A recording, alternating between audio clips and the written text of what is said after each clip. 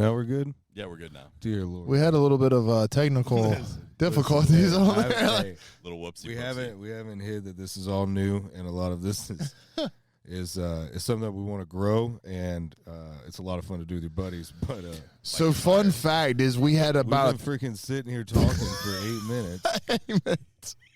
And Paul over here stops gandering at the veins in Brady's legs because he's wearing 1960 70-something Larry Bird basketball shorts. But hey, in all fairness though, these legs are cooking over here. Okay, it is a solid fire. You put one log on it. The legs are hot right now, baby. Paul goes, "Hey guys, we've been talking for 8 minutes and Brady's mic isn't on." It was on, and the volume was just really low. And it was registering on the computer, but not on the volume. On the is box. low, then we should be able to. No, turn it up, right? It wouldn't. Yeah. No. It was. We can weird. send people around the moon, but we can't turn a volume up on the microphone afterwards. Crazy times. This is what happens when crazy you start times we're living in. You're like, hey, let's do this. But we are literally. I said this earlier. About 8 minutes ago, 7 minutes and 45 seconds ago. But we're just here chilling in my backyard. We got a fire going. They got some drinks having, some cigars happening. It's just a really pretty night here in the woods in the country. Stars are shining, and we just wanted to catch up with everybody because it's been a little bit. We've been I've got new shows coming up. Brady's been wrestling his ass off. Paul's been wrestling kids because his wife's been making sure everybody else doesn't go to jail. And maybe I'll plug her business one day. I don't know if that's legal in her world. It's legal. What is it? It's a tax and accounting firm. Tax and accounting firm. What is it called? Is that the name? R&N Tax and Accounting. R&N. R&N. Yeah, there you go. It's a legacy. Yeah, from you go. her aunt. Oh, okay. From where? Oh, From so her her aunt had it? Her aunt had it for 40 years, and then she took it over for her. Oh, aunt. dope. I don't know why, but I heard Iran. I was like, "It's from where?" Easy. I'm going on a fishing trip, dude. Tuna fishing trip next month with Chad Mendez. Not next month. Yes, it is next month. Holy crap, bro. Dude, this year is flying. It is next month. Yeah. And I'm like, man, I have connections to Trump, you know. Should we just come back? Hey, so if y'all see a boat for 3 days out in that Mexican water, homie, we're just trying to catch bushes, dude. I'm coming back in 72 hours, dude. Don't get all happy over there, bro. Don't get all happy. We're just fine Americans. Well, a lot of the guys we bring on the boat are veterans, you know. Oh, that's bomb. Whoa. What? God almighty. Whoa. God, can't take him anywhere. Can't take him anywhere, dude. You've been sitting on that for a week and a half. He's been waiting on that one. At least 35 seconds. Yeah. Now there's stuff in Iran's crazy right now. But anyway, welcome to Offstage America. We're about 15 minutes into a 2-minute podcast now, thanks to Paul having Brady's mic on mute. We're also here. Also know that we're big mixed martial arts, big professional wrestling fans. Brady is the heavyweight champion of 1FW, and it's WrestleMania week. It's kickoff right now. We watched SmackDown earlier. Pretty good. Weird ending. A very weird ending, honestly. Moment with Cody Rhodes and CM Punk. It was kind of. I thought, you want to. They're saying that this is like a really hard one to sell. What is this one? 42, right? Or, no. 42 was last year. It'll be 43 then. So this is 43 and 44. Or no, 43 is 2 days. All of them are 2 days now, right? Yeah. So it counts as one. So they're apparently having trouble selling tickets, whatever. Some weird. It just feels weird with the Pat McAfee stuff. It didn't make me want to get on a plane though. After all that, you're like, oh, they like each other. Cool. Well, last minute. Yeah, you could have just kicked him in the balls or something and be like, a last minute plane ride to Vegas. We're gonna book it for you, Paul. Oh yeah. Send you to Would Vegas. you go right now if we bought you a plane ticket? I would do it. Would you really? Yeah. Go to WrestleMania? Yeah, I'd do it. But we can't tell your wife, and then when she comes here, I'm gonna go. He said he was going to you. No. Yeah. And then we just see what you come back to. It's a test. Yeah, we're just we're testing her. We're curious. Yeah. Like what happened? I'm pretty sure how fast is she going to move on? Yeah. Pretty sure between the both of us, we would get killed on that one. Well, it would be fun to be there, but you don't know that until we find out, though. Oh, I can tell you what would happen. Yeah, well, that's true. Yeah. But yeah, there's some things. he does live with her, so I mean, The funeral of Michael Ray would be epic. Yeah. yeah. Well, hey, look, my drink is melting. Oh my It's God! next to the fire. This fool done put his. You put on that able talk card you got over there. Put a solo cup right on the fire. Yeah. This Yeah, fool done put I- it right on the log. Now over he's there. Literally- got a spout. Look at it. He's got a little fountain that he can I do. pour right into his mouth. I'm Oh, glad. it I'm glad I literally called did that. melt to It a literally fucking melted. second. Yeah, it melted into like a little drinking spout. That's crazy. Isn't that funny? Oh, dude. You know what else we got to watch tonight? My buddy's fighting in bare knuckle. Tonight? Yeah. Chris. He's a freaking badass, dude. I met him through a couple other buddies of ours out in California. This is the first time we've also all been together since what, February? 1st of February? Well, I think the last time we were all Montana. together was Montana, right? Yeah, whenever that was. That was in January actually. Yeah, Was that it? was into January. I thought we did something in February. You might have did something in February. I wouldn't remember. Are you okay? Old. You're not old. Just, Are you old, Paul? You feel old? kind of. No, I don't feel old. Do you Just a lot care? of things happen, You sure? Yeah. What happened? Kids. Kids Do a make lot you of feel things. It makes you just forget, like, what happened 4 days ago. old? Oh. Like, oh, yeah, because they do, crazy shit. When your 21-month-old tries to kamikaze off, like, things every single day, you tend to forget other things that you did That's true. because she's a psychopath. I'm really glad you got that off your chest. What's the craziest thing your kid has tried to do? Which one? Well, either Maybe. one of them. Like if you had to choose, like Anyway, out of all if you're- three if- of them. Yeah. If you're like, this moment right now is the reason why we're not having any more kids. Yeah. The youngest. Always the will- youngest. Yeah, the youngest. Always. The youngest will literally climb on something, jump off it, fall, bust their lip, bleed everywhere, cry, and 30 minutes later try to do it again. Yeah, well, that sounds about That's right. perseverance. So. Yeah. That's That's going to help her out later in life. Yeah. So is that the 100%. weird thing though? Like when you're looking. No, the at weirdest kid, thing is you're that like, my son stack ranks girls at the sorority house. Who does what? He does, huh? He stack ranks his favorite girls. What does that at the mean? sorority house. He says what? Yeah. What a stack rank? Oh yeah, dude. So he'll go to so like my wife is like an advisor because she founded this big sorority at Kentucky, and so she's an advisor for them. And She founded it, she founded this. so she's chapter like the first. for the first one for Kentucky. It's a national sorority, but it's the first one. So she's still heavily involved in it. She as an advisor and does their finances and stuff because she's Gotcha. an accountant, right? So Plug it. Yeah. Plug the place again. RN tax and accounting. There you go. Okay. And so my son's been there like for years. She would just take him when she would do stuff.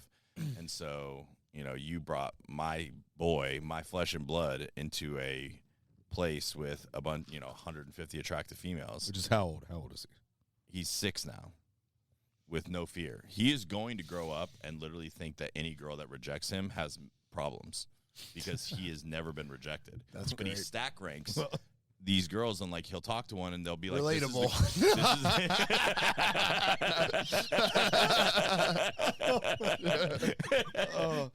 Dude, he'll literally talk to one. Same. I don't see a problem with the kid. Yeah. He's just fine, bro. Yeah, there's something wrong with you. Dude, he'll Paul. talk to one, and then like one of the ones that'll come in that is more attractive that he likes, and he'll just like peace out on the one that he's talking to and go to the other one. Bro, he's 6. Relatable. Great. Same. So I have a video of him actually at like some retreat thing, and he's literally in front of 200 women. Just Would you send him to dancing. rehab? No.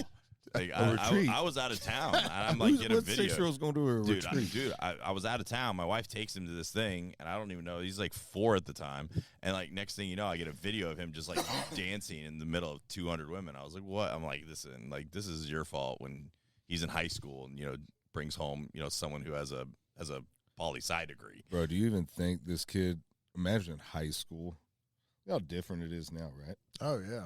Like, I mean, I believe that small town America, and there's towns that still football on Fridays, and it's still there's memories and there's what they call it, Spirit Spirit Week, and like. Oh yeah, no, I remember What's the that. squad of every school had like the crazies. Some my Eustis High School had a group. My buddy Anthony would like lead it, I believe. A bunch of them. They would just dress up. They do all this crazy shit, dude. Anthony one time bought a car and he painted it or something like that. Painted it the color of our high school with spray paint. Nice. He was yeah, dude, and drove it around. But all of that, man, it's part of high school. There's memories to it. You know what I mean? Oh yeah, no, that are like 100%. core for you later on in life. And it's now those things. One, they don't seem to people really seem to give a crap anymore. You know, no, like prom. You don't really see anything promoting that anymore, or like photo. I mean, you do in small town America though. Yeah. Small town America. Well, that's what I mean. Like, hopefully, there it stays. You know. So I actually have a little sister that she's graduating high school this year actually, and they are still big on prom and stuff. Well, at least from in her small towns, yeah, small which is town, great, man. yeah. But I know what you mean for sure. Like it seems like a kind of thing that's like dying. Bro, I saw this freaking thing where they're talking about they already have AI set like teachers. Yeah. So it's a robot. Dude, my kid found out that he loses so like, his teacher. These teachers already don't make enough. They get paid dog crap. They got to pay for what they put in their classrooms majority of the time. Yeah, you know what I mean? That's insane. They're dealing with however many multiple kids from multiple houses with multiple different DNAs and different, you know what I mean, minds of their own. Thanks to our brilliantly run government. And now they got to worry about freaking AI coming in. And guess what? Yeah, what I fear is higher ups will go and try to justify it with like, well, lower cost. Lower cost, and this knows everything. Mm-hmm. Right? Yeah, because it's a computer, right? It has to know everything. No connection. Right? You know what I mean? No, there's none. My kid, I just told him, like, because he's almost out of kindergarten, right? And I was like, yeah, like, next year you have a new teacher. And he's like, my Miss Harvey's going to be gone. Like, you know, he's like, starts crying when he realizes he's not going to have the same teacher, you know? Bro, Miss Height, Miss Bellamy, Miss Butler, Miss Crumpton. Like, I mean, I could go on and on. Miss Eisminger, so many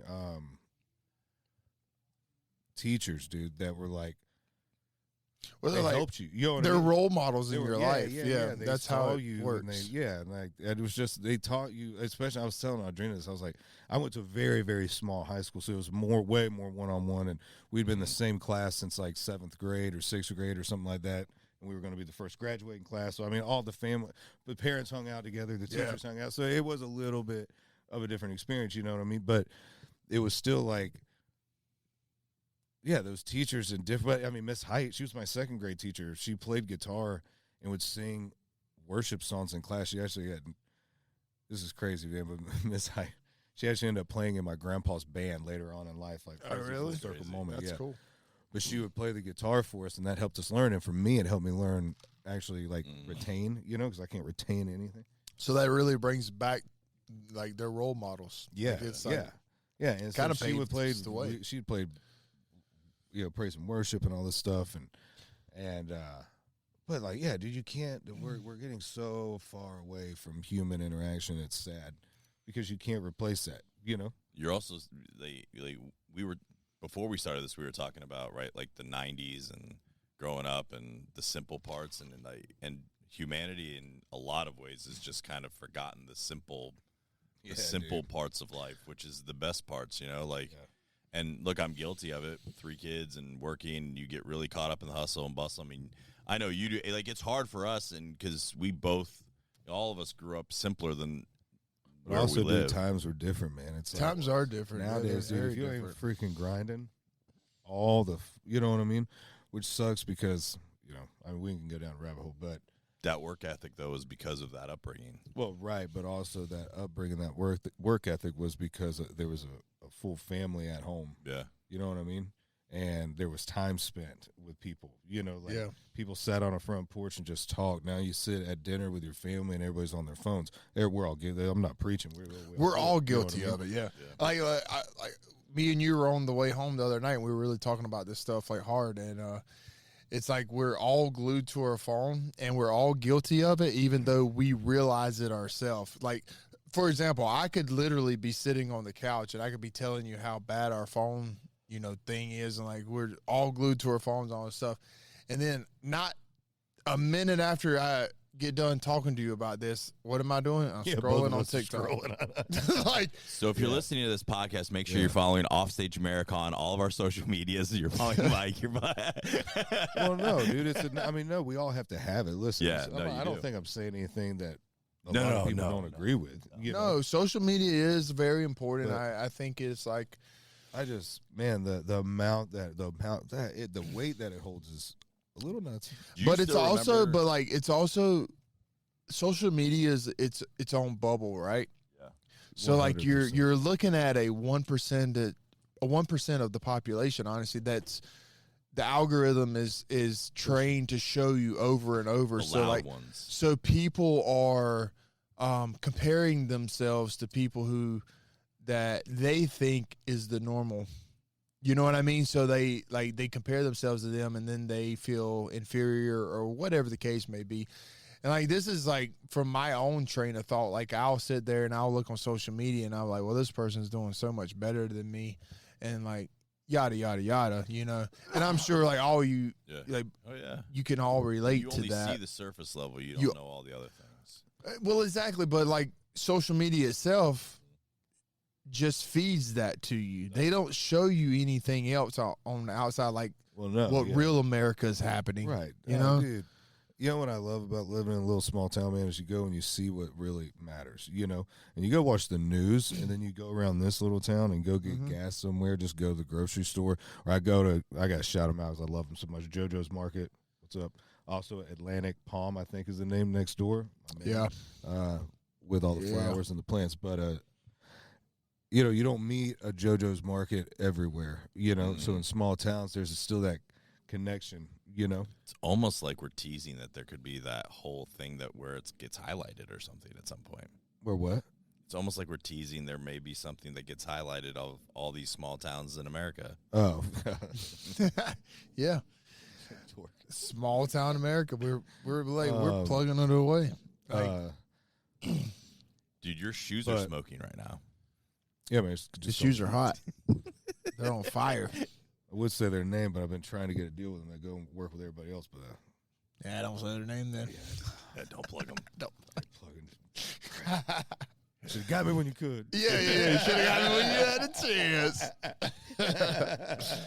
But yeah, man. Nah, social media is like it's a good tool to have, but at the end of the day, you have to have security in yourself, and like training your own brain to like not think certain ways and stuff. And like I'm guilty of it. We're all guilty of it. But bro, they got that thing down, buddy. Oh yeah, no, 100%. No, they figured it out, bro. It's weird. It's weird parenting, knowing that that's like a thing, because I didn't grow up with it. Like my thing was go outside and go fish in the canal and play with your friends and that kind of stuff. So and that's a lost art today.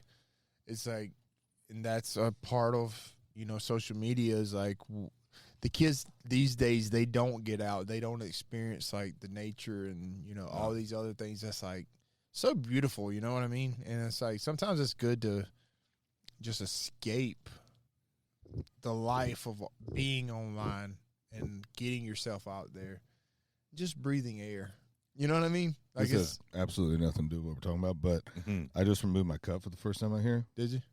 Smiley face. Smiley face. There you go. Look. There we are. It's positivity all Positivity the way already, yeah. It's beautiful. I can say proud dad moment. The first fish my kid ever caught was in a canal in Florida, so the kid that grew up fishing in What part of Florida were you guys at? We're in near Marco Island. Do you remember what kind of fish it was? Yep. It was a peacock bass. Oh, nice. Oh, nice. Yep. Hell yeah. Nice. So this little place called Blackwater Creek. I think it was way like bigger, probably way deeper back when my great grandfather was little around there or whatever. But we still would fish it. And it was deep enough where you could canoe, but like, bro, you're in the woods. Oh yeah. Like there's things in there. Oh yeah. And me, puppies. my grandma, my grandpa, a lot of people would like fish from the bank. You could fish from the bridge, but we put a freaking canoe in there one time. I'll never forget it. And the water, dude, you can't see the bottom. In Florida, the gators. Oh, yeah, they're out They there. will freaking, they'll hide on you. Gators get a bad rap though. Like they don't really mess with you. Yeah, no, unless for you're sure. tiny, you know, unless Unless you're like Well, provoking them or something like find a that. nest. But I will say we did. I just was don't in. feed them, man. Yeah. The people that go down and feed, people don't understand. Like, I get the excitement of it because, you know, we'd go tour Australia where the idiots wouldn't hold a koala, you know. So like, I get like, oh, hey, let's look at an alligator, right? Oh, let's see it eat, right? I get it. But it's also why there's like alligator farms to go to in Florida. Yeah. So when you feed, like if you're, you know, those boat docks, like one of the coolest things, what I love about Central Florida and Florida period, is like where I'm from though, is you can hop around the lakes, dude, and bar hop and go to restaurants and different places and park the boat, and it's just really cool and chill, you know. Yeah, yeah. And you know, kids want to jump in the lake. You know, we're all Florida kids. We don't think about any of that stuff. We don't know crap. And so all the kids are jumping around there. But if you're on a boat dumping food, dumping around that dock, and people are doing it every day, and that gator knows, hey, every time around these hours, all he knows is a splash. You know. Yeah. Then, but instead of it being some chicken, you wanted to see him eat it somebody's kid. You know. Yeah. So feeding them, that's why they're so adamant about don't feed them, man, because if they get in that routine, something happens, it's just gonna, you know. Has that happened? Has that happened? Yeah, it happened to a friend of mine's son. No way. Yeah. My dad worked the call, actually. All right, so like I remember you telling me the story. Do you want to tell that story? Yeah, nah, because it's theirs. I don't know. I get that. But it was, you know, but you hear a lot of those type of stories. Yeah, you know? for sure. And so, yeah, they're not aggressive, but if you feed them and that type of thing, it's, which I, you know, like I said, I get, dude. Like, and we also do a lot of dumb shit when we grow up down there. Well, if you know it, I mean, if we grew up around them, you know. You ever jump on one? Catch them, yeah, hell yeah. Me and my buddy Michael Bliffen. You've jumped on a gator? Hell yeah. Really? But Bliffen jumped out of a boat, bro. Bliffen jumped out of a boat on top of one on Lake Delhousie in the middle of the night once. That's ballsy. Yeah. Was he sober? Well, I don't really know what the laws are right now on anything. So it's the statute of limitations. Yeah. So we ain't talking, but it was a long time ago. That's dude. I was with my ex-wife, who is from Florida, and I was with my brother-in-laws. We were on a boat. We're just driving by, and like one of them just grabbed. You see him reach over, yank. Oh yeah, and dude. Yoinks a fucking baby gator, pulls it up. He's like, "Look at that!" And then he starts going, like making that noise. He's just like, "Look at this!" And just throws it over. We would do that on airboats because in an airboat you can ride right on top of one. They won't move. Yeah. Well, where the baby is, the mama's not far away. Well, dude, unless me and my cousin Lee legally were hunting gators a few seasons back, bro. It was so bad, man. We saw normally you do. Right, normally when you see babies, mama's not far, right? Mm-hmm. So I think it was the second night, and you hunt them at night, or we did that time, and or for those 3 nights. And so, dude, we didn't see shit, man. We were calling everybody. We had hookups. We had, just couldn't get on them. The few that we did see were too far. We couldn't get them. Yeah, and it was just a pain. But dude, one time we saw babies all over, bro, but could not find anything. Really, nothing, dude. I think my cousin, Lee might have saw it pop up like a little bit of ways. But, yeah, for 3 nights, dude, hunted gator. We hunted all night long. Wow, that's crazy. Then they got me drunk and had me try to call Ric Flair at 4 in the morning. Did you? Yeah. Wait. Did he answer? No, but he did text me the next day, hey, buddy, you okay? What are you calling me at 4 a.m. in the morning for? Bro, it was hey, if anyone were to be up. Dude, here's the worst thing that could have happened. Because I was with my cousin and our buddy JJ, and he's like family. So we were, my cousin's like my brother. My cousin Lee, he's probably like, I don't know how much, a little bit older than me, but always like a brother to me, him and his brother. So it was always, what were we just talking about? I just completely Gator. So sorry. I got to think about something else. Totally went blank. I do that all the time. Start looking at his thighs again. Yeah. You start looking at these thighs over here, these fucking veins. Yeah, veins popping. They totally miss that. So part of it.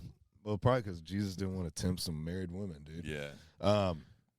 So we were out. It was the last night, and we're like, screw it. It's like 3 a.m. We're so tired. We're like, just crack beers. Let's hang. You know, like yeah. If we see a gator, cool. If not, we're just gonna hang with the boys. And we kept drinking, and then they were like, Michael, call somebody famous on your phone. And I was like, yeah, at the time, that's a great idea. And in my mind, I was like, oh, shit. I'm like, who would understand? I'm like, Flair. Oh, yeah. No, 100%. And so I called, and thank God he didn't answer. So I'm like, also, what the fuck were we going to say? Yeah. You know what I mean? Yeah. Like, yeah. There's what was I possibly going to talk about? At 4 in the morning. Yeah. Why would I do this? I'm surprised it wasn't daily. Why would I do this? No, Yeah.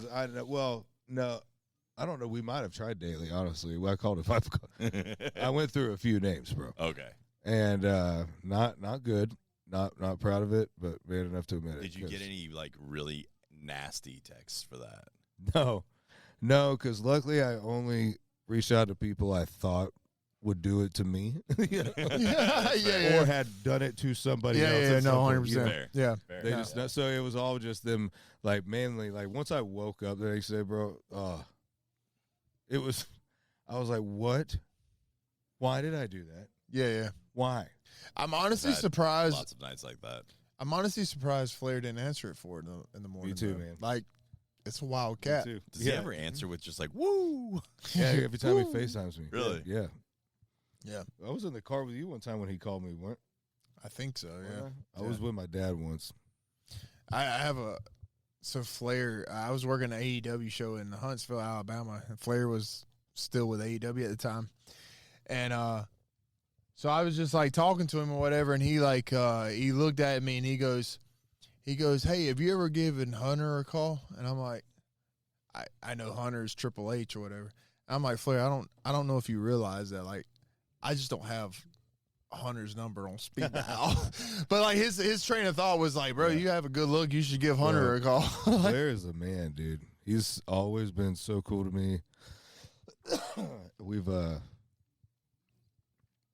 That podcast might get us canceled. We've But had dude, he's solid, man. You know, talk about a guy that gave his life for the whole business, bro. Yeah, no, 100%. I mean, and he still lives it, dude. Gimmick to the day, dude. I've talked to him about a couple things, or he has said things to me, or maybe to a group of us, or whatever.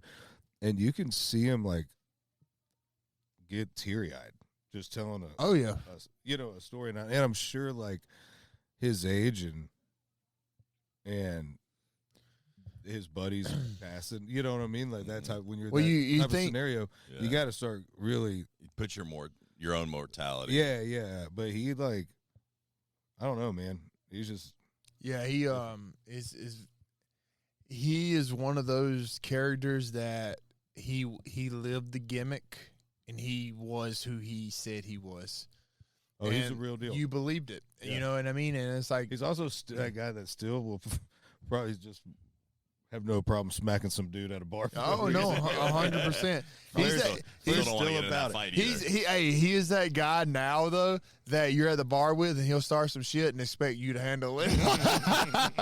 Like, hey, I got Michael Ray with me. He'll beat your ass. That would have been a great Flair like bit when it back in the wrestling. Oh, 100%. Did you ever see the video that he said he did with him and then he had to like redo it? Did you ever see like the one that the first take?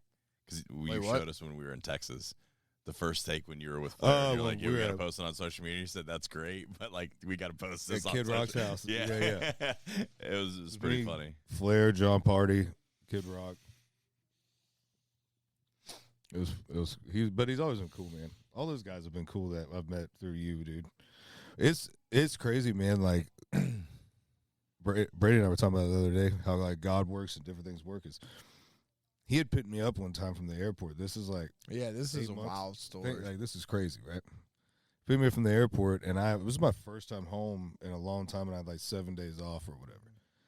And he goes, "What you want to do, man?" And I go, "Bro," because I grew up. My dad wrestled independent wrestling. So before you tell this story, how crazy is it that we're just two guys, and the only thing we want to do on a Friday night is go see indie wrestling. Yeah, it was we land and it's like, what do you want to do? And I'm like, I don't know, man. There's an indie wrestling show we can go check out, you know? And now you know why Brady's talking about his veins by a fire with two dudes on a Friday night. We're very safe. Yeah, so I go. We've gotten old. I was like, in a good way. I was like, Responsible. 20%. You think so? No. Maybe. We'll see. I think so. But Yeah. But if you want to go to bat once in a while, I'll swing. We can. Yeah. What is the Toby Keith song? Yeah, I ain't as good as I was. But I was good once As I ever was. Yeah. Yeah. I don't think we're Unless we that end up in old yet, Montana. though. Unless we end up in Montana. Paul over here is already getting AARP cards. Hey, hey. When we were in Montana, who was one of the two dudes still up going with He's you? like, I got. Who was one of the, everybody I'm else old. pieced out. Who was one of the two dudes still up and going? You or Paul. Thank you. The Lord, I said- my Savior Jesus Christ yeah, was. that's the whole reason I woke up. He's always with me, brother. I Even said, when you go to sleep, I Paul, he said, does. I said, fuck it. Like, you know, I was in Montana. Figure like might as well just go and see what happens till like 5 a.m. Yeah, it's such a beautiful place, man, Montana. But yeah, no, we were. Anyway, finish your story there because we totally went on a different path there. But we were talking about picking you up at the airport and. Oh yeah, so I was like, dude, we should go find just like some redneck, fun, independent wrestling show. And I said, "Oh, Right. buddy, do And he I goes- have the show he's for like, you?" bro, he goes- he's like, actually, dude, I think my buddy's wrestling. He goes, let me see how far it is. So he called our buddy Brady Booker. So, all right, let's shout out Brady Booker right now. Yeah, my Because, man, dude. all He's right, on Survivor. Survivor. Right now. Really? He's taping he's recording the Oh, new shit. Survivor. Yeah. And let me tell you this, bro. This dude is the He happiest, most is- positive. I freaking love this dude. He's great, man. You can't help but be happy around this dude. Yeah. like he just You have no choice. You could literally be the most depressed person in the world. 100%. And if you're beside Brady Booker, he's going to lift you up. Yeah. And I Yeah. love that It's a about him. special human. That And can he's do that. also Dude, he massive. is so great. Yeah, like It's a little fear, 270 right? pounds, Yeah. just like he'll kill you. But Yeah. he's like, dude, that you're might the best. help actually. Yeah. Maybe that's why I'm happy all around. Yeah. Just But, like- a little bit of fear creeps in. Yeah. I'm like, all right, dude. I'll laugh at anything. I told him, I was like, dude, you're either going to be the first voted off the island or you're Bro, going to be he's the gonna star win of the the whole show. thing. Yeah, I was like, you're either going to win the show or you're going to be the first I'm one gonna off. scare everyone not to vote for him. Yeah. He's such a pro. Hey, I beat him for the 1FW heavyweight That's right. champion. Yeah, well, ahead of me, Brady. I was Brady is a champion. He said so he calls Brady Booker. Brady's like, actually, yeah, dude. We're doing this brewery. It was like what, an hour and a half away. It ended up being longer than we thought. Yeah, it was a little bit. It was a little Like trek 2 out there. hours. It was a little longer than we expected. But anyway, we went out there. There's this cool little brewery. And it's exactly how I remembered it, right? And we went as fans, dude. Like, Brady hooked us up, but we just went as fans.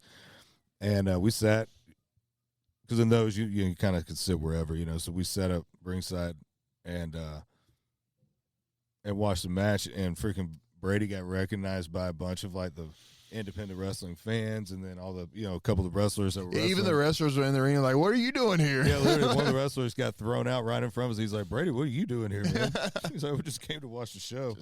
And then Billy Gunn brought me up after the whole show. Well, so that was it was really cool because I had no idea that was going to happen. We had no you idea. had gone back originally because and that's his world, dude. You know what I mean? So I was like, so he went back. I stayed outside by the ring, chilling, and so I had not seen any of those guys, or had even met Brady Booker at that time. Oh, you had not met Brady? No, at that because time. you came out, remember? And then, and then that's when freaking Brady. Or remember, because Brady was wrestling and he brought that guy over to me to chop. Yeah. Joshua Woods. Yeah. Josh Woods. Shout out to Josh Woods Bro, too. Josh Woods, this wrestler has cauliflower ear and is jacked, dude. Like Josh is a legit fighter. Yeah, like a legit Randy badass. Couture. He'll fuck you up. Yeah, dude, like Josh will fuck you up. Yeah. So and Brady's like, hey, Michael, chop this guy. Chop this motherfucker. Brady's crazy ass. He never even said anything, did he? He just did it. Yeah, no, he didn't. I don't. And he came up with the dude's hands behind his back. He's like, slap him. And in my mind, I'm like, Okay. Okay. Here's what. There's this two. is when you were on TV. No. This was what led to me to being on being on TV. Yeah. Was this random time where we went to a freaking wrestling match at 1FW. Yeah. And so I chopped him. I felt like it was hard enough, but also felt kind of like a bitch at the same time. Oh yeah, no, 100%. But anyway, then Billy Gunn afterwards the show was over and he was kind enough. Billy's badass, literally Billy. Badass Billy Gunn. Badass Billy Gunn. Yeah. He's an Oh, ass you man, don't baby. know. You better call somebody. Yeah. One of the nicest dudes in the world. Like, you could just tell Billy is just living on life. And the dude looks like a freaking G.I. Joe. You know he knows I haven't made. He's like, I'm jacked at 60. I don't know how old he is, 50. but I'm gonna shoot younger because I love you, Billy, and I'm scared of you. Yeah, he looks so much better now. He's a freak of nature, Such the man. nicest dude you've ever met. And keep in mind, we had no idea. So, like, at the end of the show, it was QT, Marshall, and Billy Gunn versus, I think it was the Superstars at the end of the show. And after, the baby faces win and all that stuff, they usually, to send everybody home happy, Billy did a little promo at the very end of the show. And in the middle of his promo, he stops and basically points his attention to Michael. Yeah, call me out. Yeah, and just calls him out, but in a good way. Yeah. And basically goes like, we have a country music star in the attendance tonight, and like Michael Ray, and then puts him over. It's like, dude, I've been trying to meet you forever, and here you are. I look out in the crowd, and you're literally sitting front row. Yeah, so rewind even crazier time, dude. His sister used to be the bartender at the bar I played at growing up. Oh, that's cool. Yeah, So Heidi. it's like, then you're like, oh, yeah. Heidi was our girl, man. Heidi's still the girl. She's the best. So we had known of each other because I think at the time he lived down there too, I think, in Florida, I think. Yeah. Before he moved back to Georgia, whatever. But yeah, so he came out and he called me on stage. I got to do the 2 words for you. Suck it, which I was like, That's pretty cool. 10-year-old me, check. Yeah, 100%. We did it. Well, then we go in the back. We get to talk to QT, and fast forward, like, it's just crazy how God can make something happen, right? Then fast forward, without talking too long about it. Now he's the 1FW champion. They've allowed me, literally welcomed me like with open arms. Then Jack Jameson. Dude, you got to ref everybody there. I got to ref one of my favorite wrestlers' matches with Emmy-winning actor. That's pretty cool. Like. And now he's a 1FW champion. Yeah, it's freaking nuts, man. Well, Michael's super humble, so he won't say this, but like Michael got me so many brownie points that day because I'm friends with country music star Michael Ray. So everybody like QT was like, "Wait, you know Michael Ray?" And I'm like, "Yeah, I know Michael Ray. What do you mean?" So like it all worked in favor, and it's just like one of those things where two people come into each other's lives and like you kind of like help each other out. You know what I mean? So. But yeah, it is crazy. Fun, man. It's crazy how that all that transitioned in place and gave me an opportunity, but also like gave your childhood dream an opportunity as well. I got to do the Jarrett strut. You go well. Are you kidding me? He killed it. I've been watching. He absolutely killed it. Watching myself do it. And watch him do it on TV since I was a kid. It's funny because like I remember we had talked about that backstage about you doing the strut or whatever. And then I didn't know he was going to let me. Well, and that's the thing is like we actually ran it by him. And he didn't really say no. He didn't say nothing. Say yes. Yeah, he was like, well, he said, fill it out there. If it works, like if the people are with it, But here's the thing, dude. Like, I'm trying to be respectful, too. Like, I don't want to be like the guy that he comes in like. Just does it. Like, what if he's just kind of saying that, but really in wrestling terms, it's like. Don't do it. I will kill you if you do that. If you do, I will take that guitar and break it over your face. Hey, you think this is fake? I'll show you. I'll show you fake, son. I dare you to. I double J dare you. I double dare you. I double J dare you. 100%, baby. Hey, that same show, I got to do the double A spine buster in front of Arn Anderson. That was sick. And I got to taunt him about it. And hey, he told me it wasn't great, but I know it was great. I don't have to have him to tell me it was great. But no, that's super cool. Tony Schiavone was there. Tony Schiavone was there. It was a great Glacier. night. Glacier was Glacier's there. Oh, okay. So I have to say this. We have to shout out our boy Bradley. Yeah. Because Bradley's a beast, okay? And this man is killing it right now as a manager. He's my manager, and obviously I'm going to hype him up. But I believe, like, he's a super, like, really good guy.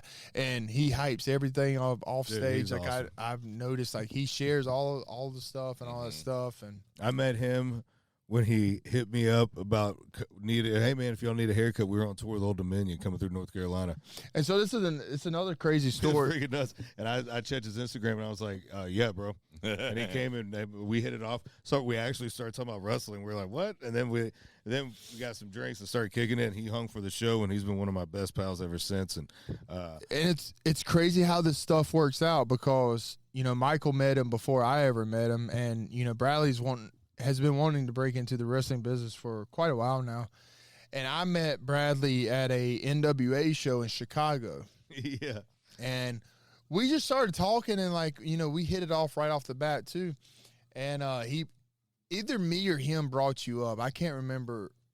Yo, one of y'all sent me a picture. And I was like, we were talking about it, and he was like, "Wait, you know Michael?" And I'm yeah, I know Michael. How do you know Michael? Like two people you never thought would ever meet unless like you met, you know what I mean? Like you brought them together. Yeah, we're in the middle of Chicago, right? And he's talking about it, and like it's the craziest thing ever. So when we found out that we were mutuals, we sent Michael a photo of us together, and then Michael was like, "How do you guys know each other?" And it's like, I don't know. But if y'all were to meet, it would be because I brought y'all together. But yeah, dude, now he's part of 1FW, your manager. I mean, you got some big things happening. Yeah, it's coming up that you can't. Yeah, I can't really disclose everything, but it's really fun, man. It's really cool, and then it's just like it's a testimony of, like, you know, God works in mysterious ways. I truly feel like I wouldn't be where I am right now had it not been for you coming in my life. And that's a shoot. I really do believe that. And because, like, as we talked about earlier, you know, you landed that day and you were like, what do you want to do? And I don't know, what do you want to do? And you're like, man, it'd be really cool to see, like, just an indie wrestling show somewhere. And then, like, that literally is what sparked all this stuff to happen, because we went to that show, had a great time at the show, and then literally the next day, Jack Jameson, man, dude, I love that guy. He's great, man. He's part of the AEW crew. Has this outstanding group called the Frat House, but all those guys are great. But anyway, the next day he messaged me and he was like, "Hey, bro, are you still wrestling?" And at the time, I really wasn't. I kind of had gotten out of it because I transitioned from wrestling into, like, the acting and stunt world. And I messaged him, like, it's funny that you messaged me because, like, I've been wanting to get back into it. So that's kind of how it started for me, or it started back for me. Act like it never left, buddy. And I literally came back like to the top. I never left. And, yeah. Came back, got the belt. Came back, got the belt. In a month. It's crazy. Yeah, so... Like I said, it's you got it. You know what I mean? You got it. And then the man upstairs is looking out for you, and then you know, just everything falls into place how it should. You know. But I mean, as the dude that is literally not famous whatsoever in any capacity, like, you guys are just normal guys, though. Like, that's the aspect of, like, why it's, like, cool to watch you guys succeed. Oh, thanks, man. It's like you guys aren't, like, you know, I mean, dude, my kids were over at your house yesterday, and, like, Michael's playing with them like he just, you know, met him last time. He saw Liz. Yeah. Like, so my daughter, I think, has a crush on him, like, loves listening to his music and stuff. And, like, you know, there's a lot of people who have a crush on Michael. Yeah, but we know that. But, like, it's cute. Like he's never met my kids, but, like, my kids now, like today, they're, like, talking about him, like, they've known him, right? And so, because like, you gotta, when you're trying to tell your kids how you know certain people, like, you gotta show, like, all right, like, this is what Michael does, this is what Brady does, and so now, like, you guys are larger than life to my kids. Yeah. And it's like, it's just fucking Michael. No, I'm just like, but, like, you bring them around and you're just humble and you're welcoming. It's like, my family's your family's Mike, right? Like, I mean, yeah. And so that's what makes it special, like, that, you know, the winning, and, you know, you guys encourage me and I encourage you guys, and that's what makes this whole thing fun, man. It really does. Well, man, like, with touring, I had to miss a lot of family time that I can't get back, so, like, I always want everybody's family and kids and everybody to feel welcome and together. You know what I mean? And I think that, like, that's important, and it's important for them to feel like they can relax, dude. You know what I mean? And kick it at your house and be kids, dude. Scream, be loud. You know what I mean? Like, run around. You can't break nothing in there. Yeah, the guns are in another room. Have fun. So, I was worried about the guitar. Easy on the guitars. Yeah. So, like, true story. I did have to kick your son out. No. Get him out of here. He's mouthy. Yeah. I get it. Yeah, it's funny. Like, so we were at the Super Bowl party that we had at the house here. We had a few kids that was going to be there. Michael knew that, so we were at Ingles, and we were just getting some like steaks or something to cook that night because we were doing a Super Bowl party, so we were going to grill out and stuff. So like I'm over looking at the potatoes and stuff for the mashed potatoes and all, and Michael goes, "Hey, but before we leave, let's circle back around and let's get this blow up like football field goal thing that's still inflated in the house." Yeah, this thing has today a little bit. And it's been what, 3 months? Like you got to see if it lasts the next Super Bowl. That's what I'm saying. Like it's still going strong, dude. It's a Christmas tree all year. It's still going strong. But anyway, so he says like we're gonna circle back around. We're gonna grab that inflatable, and I was like, $14. I thought it was a pretty good deal. Yeah, and I was like, why are we gonna get that football inflatable? And he literally looks at me. He goes, "We have kids coming over," and I was like, "Damn, you're right." So he literally bought this football inflatable because kids were coming. I was like, "Oh man!" Exactly what I said. Yeah, he was like, "We have kids coming over." I was like, "Oh man!" And he goes, "Oh, yeah, you're right." Yeah, and I grabbed this big ass thing, waddle over to the freaking checkout. That was when I bought those cupcakes for him too, and the lady just threw them in the bag. Made some kind of mess with them. Yeah, like she used them in a milkshake salad. Oh, that's so funny, man. Okay, and then that's I set it up to be for the kids to come in and be like, "Oh, dope!" And then freaking as they go to open the door, he walks past it, blows it over, and they walk in. Nobody pays attention. Nobody to it noticed it. Just ruined the whole moment. Yeah. Now I'm stuck with a 3.5 foot football goalpost in my living room. Can't get rid of it. Now it's a thing. No, now Well, it's a thing. what's funny about that is I totally forgot that thing was still over there until Paul got here yesterday and was like, "Why do y'all have a football over there?" I was like, "I forgot that was over there. Bro. It's still there." Staring at it. Who Yeah. the fuck is this? I'm like, that's been here since we did the show. That hasn't been moved. What is this? Yeah, That's guys. that's Your funny. eyes just get adjusted. Yeah, no, it's just like it's a part of the house now. It's gonna be there until she finally decides Yeah, then your girl comes to back. flake. Gonna have to have a memorial. It's been service. laying down for a week and a half. You're like, I didn't know it. Yeah. Yeah, it's just news to me. Yeah, you tell me.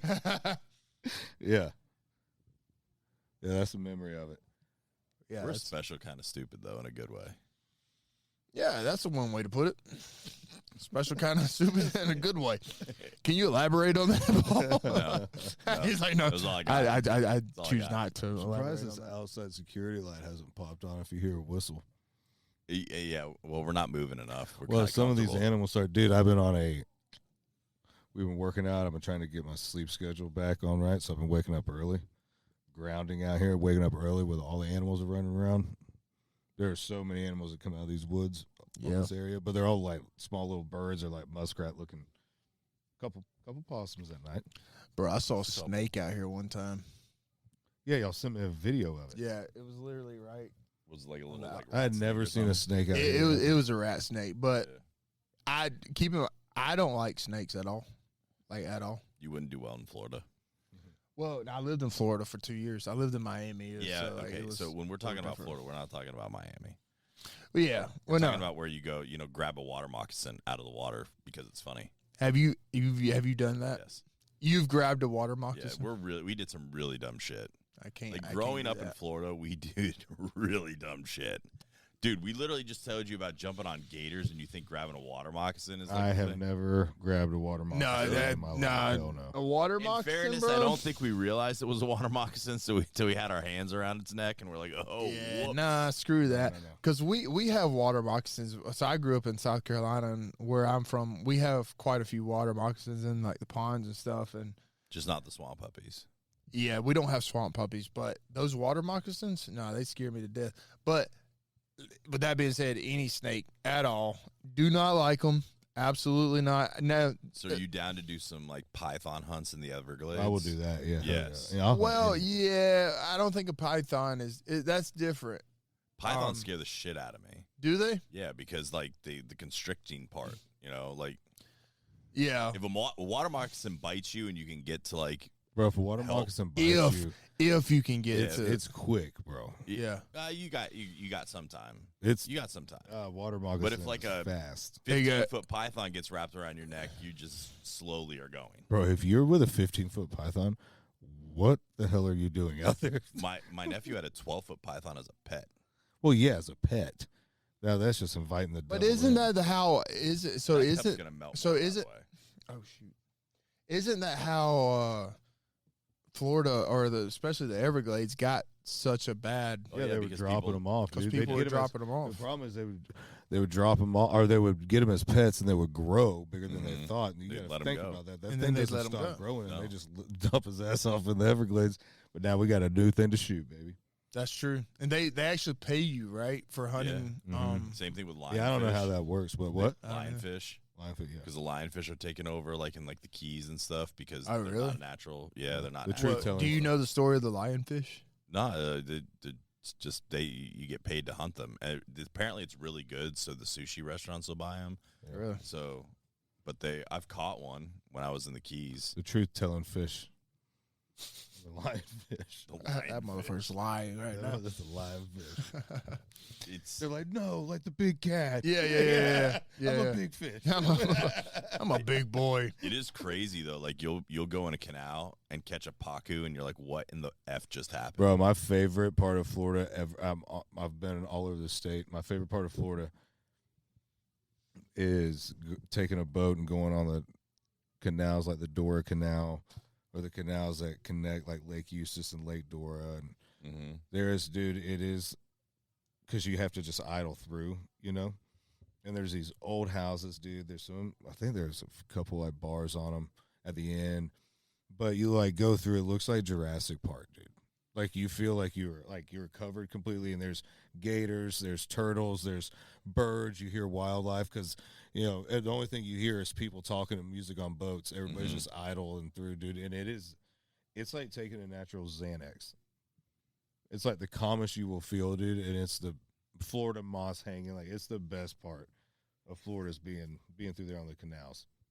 Oh yeah, for sure. Little trailers hanging off with a. I feel like we need to take Brady to like Redneck Florida. I am down to go Redneck to Florida is Redneck really Florida fun. because I'm from Redneck, South Carolina, but I don't feel like that has anything on Redneck Florida. No. There's a lot more things that'll get you in Redneck. There's a lot Florida, more things that'll kill you in Redneck Florida, but it's than fun. South Carolina. We do have to worry about water moccasin, but we don't have to worry about the swamp puppies. You got to worry about a lot more than water moccasins when you're going in Redneck Florida. One of the funnest things to do in South Carolina, where I'm from, is we'll go. They call it floating down the river. Oh yeah. Yeah, that's oh my god, it's so fun. Like my dad, and he'll take us on the river every summer, and that's literally so. The river that we go is called the Saluda River, and on the way up to the river or on the way up to the sandbank where everyone docks their boats at, and has like this big party thing. There's a rope swing on the way, and you can stop and swing off of this rope and out to the river. Yeah. So one year I thought I was, I'm a stunt guy and I'm a professional wrestler, so How I'm old were thinking, you then? huh? How old were you then? Oh no, I was probably 30 when I did this. So like Recently. well, yeah, I was super recent. So actually I was working on heels at the time. Oh, so this is okay. how old I was. Yeah. So yeah, so we're going up the river or whatever, and my dad has this pontoon boat, and my dad says he sees the swing or the rope swing, and he goes, "Hey, anybody want to go off of it?" So obviously me and my brother, he's a football coach in South Carolina still, and like we've been athletes our entire life, so we were like, "Yeah, we'll go off that rope swing." So sure enough, my brother went off the rope swing, and it was, he had a good time, and then I was like, I'm about to go off this thing, and like me having the background I have, like I'm going to pull a backflip off this thing. All right. All right. I So, like it. huh? I like it. Yeah, no, it was a great idea in my mind. Yeah. So the way this rope swing worked is you climb up this tree and you grab the handle of the rope and you swing out over the river, obviously, and you release the handle and you're supposed to just drop into the river. Well, I swung down over the river and I let go and I went to do my backflip. And as I did my backflip, the rope wrapped around my leg as I did the backflip. Now I am free falling into this river with the rope wrapped around my leg. And it literally gave me the worst rope burn I've ever had in my life. And to this day, I still have a scar on the back of my leg where this rope burned me. Thankfully, not where the veins are.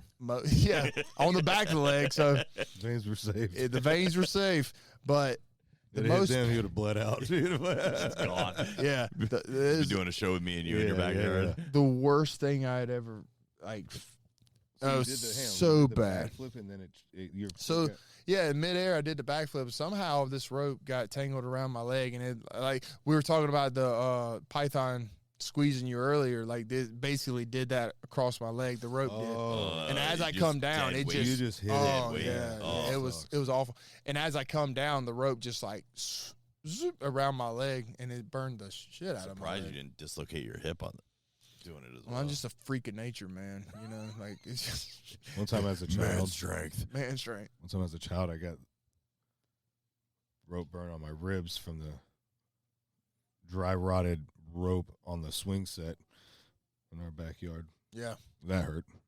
That it does. Things we played on when we were kids that Bro, nobody will let a kid touch. It was not. She wasn't dug in the ground. She was placed on it.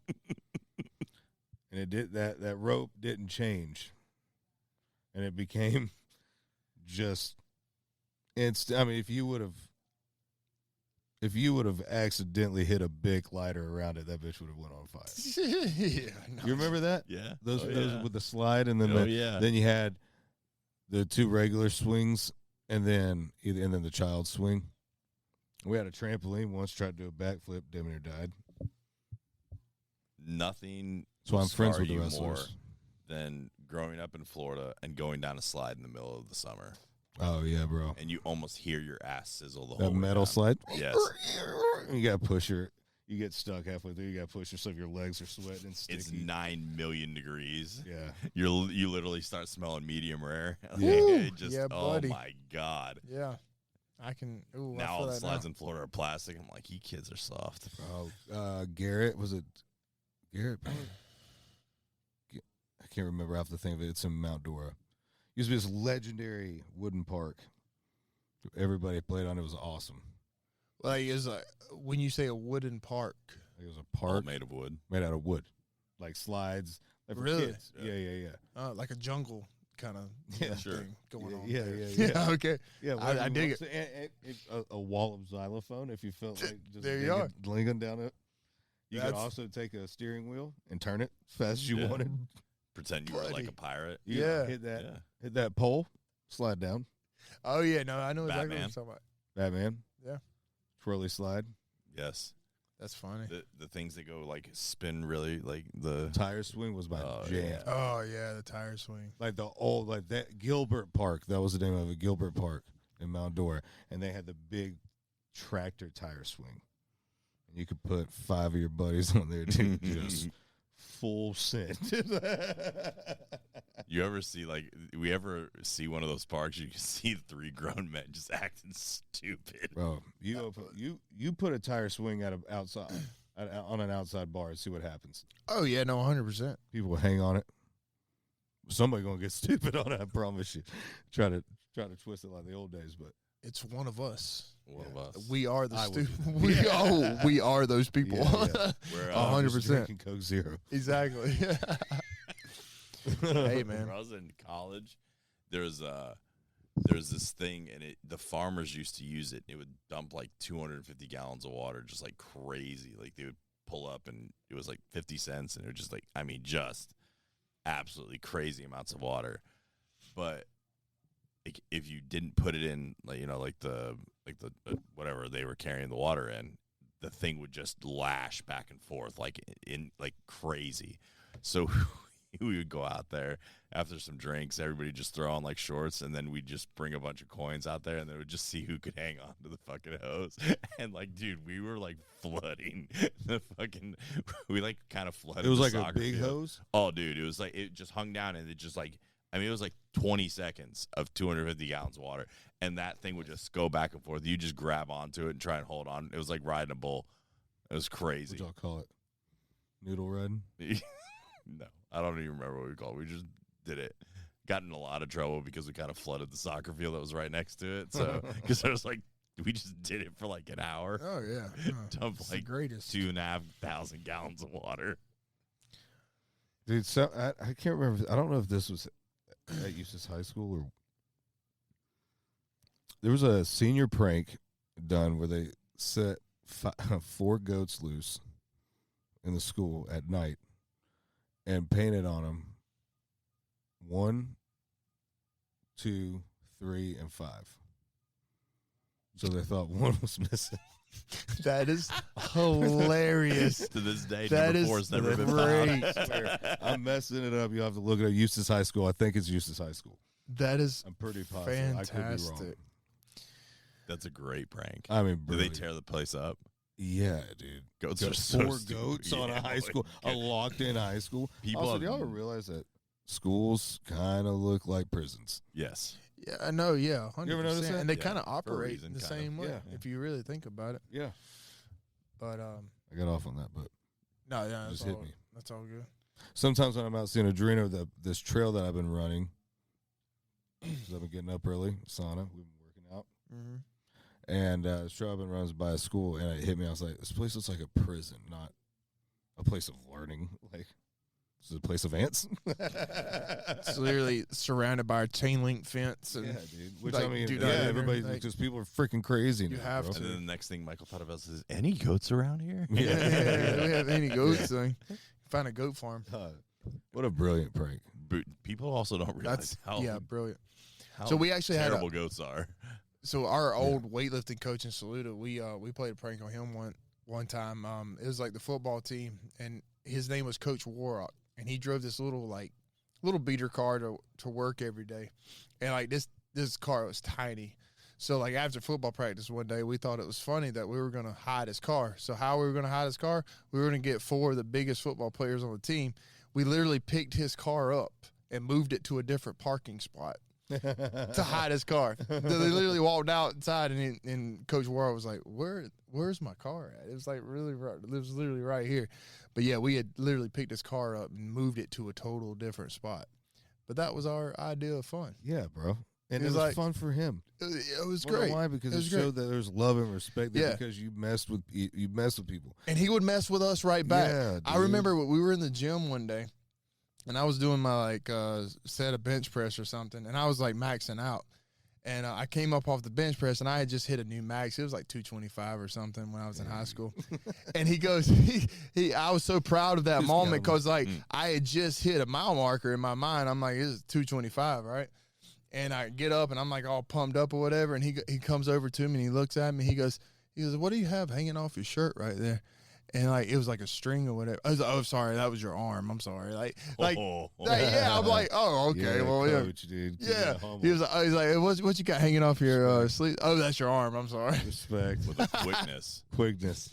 Yeah, so he was that was my first reality check that hey, you Yeah. ain't all that, buddy. First always reality someone check bigger. that you have to be your own cheerleader, Yeah, yeah. buddy. And then I remember I tried a squat max once, and when I tell you this I got under that bar, and when I went to do my squat max, I just bottomed out. And he goes, "You'll get that next time." I was like, "Not a chance, but He's like, been there, man. yeah." He's like, that's cool. Can you help me get this off? He's like, why do you always show up when I can't do something? Yeah. And then when I do something, he has something smart to say. Yeah. Yeah, but I think that's like the greatest memories I have is just like that tough love, you know?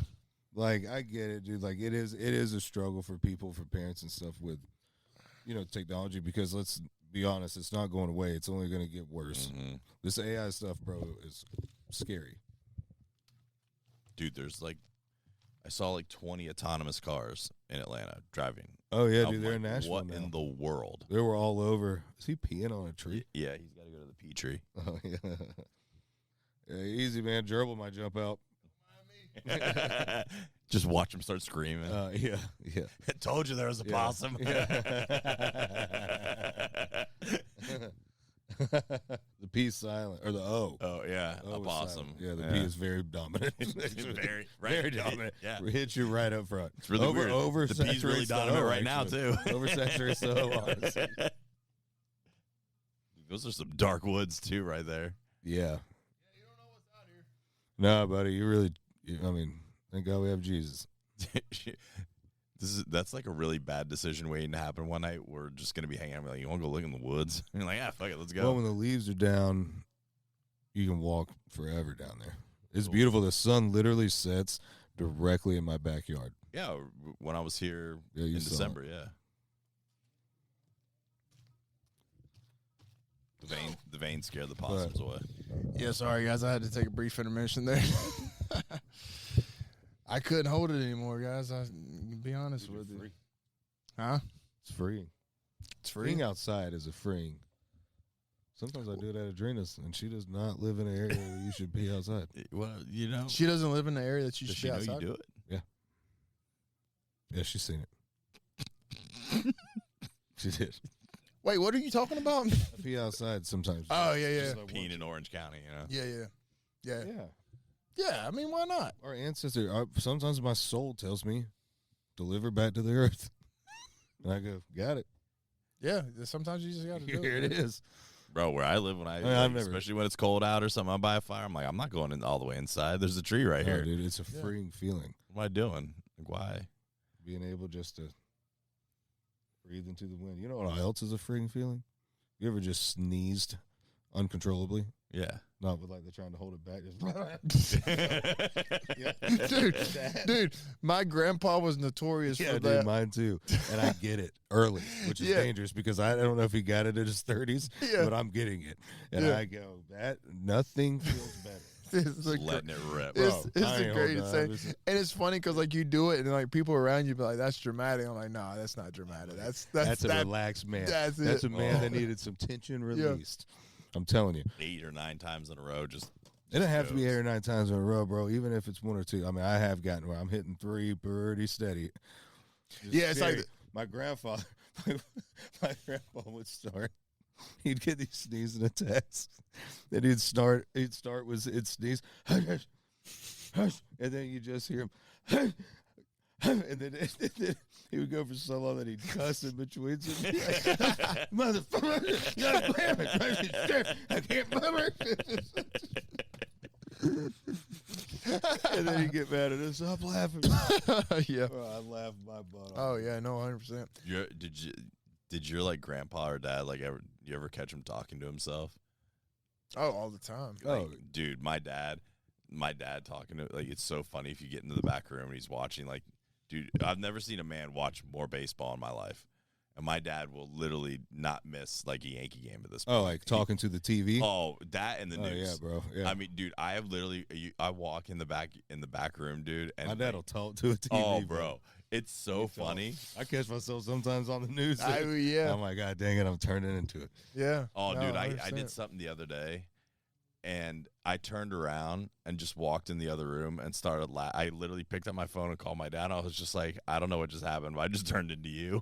Yeah, Or dude. like the stories that your dad or grandpa would tell you when you're younger and you kind of didn't appreciate it then. You're like, you kind of blow it off. But then as you get older, you're like, man, he actually knew what he was talking about. Dude, like now that I'm like older, I live next to a dude that lied about his age so he could go in the military and storm Normandy. Bro, He have was you like seen, the youngest dude on like Normandy Beach. Is like 16. What's his name?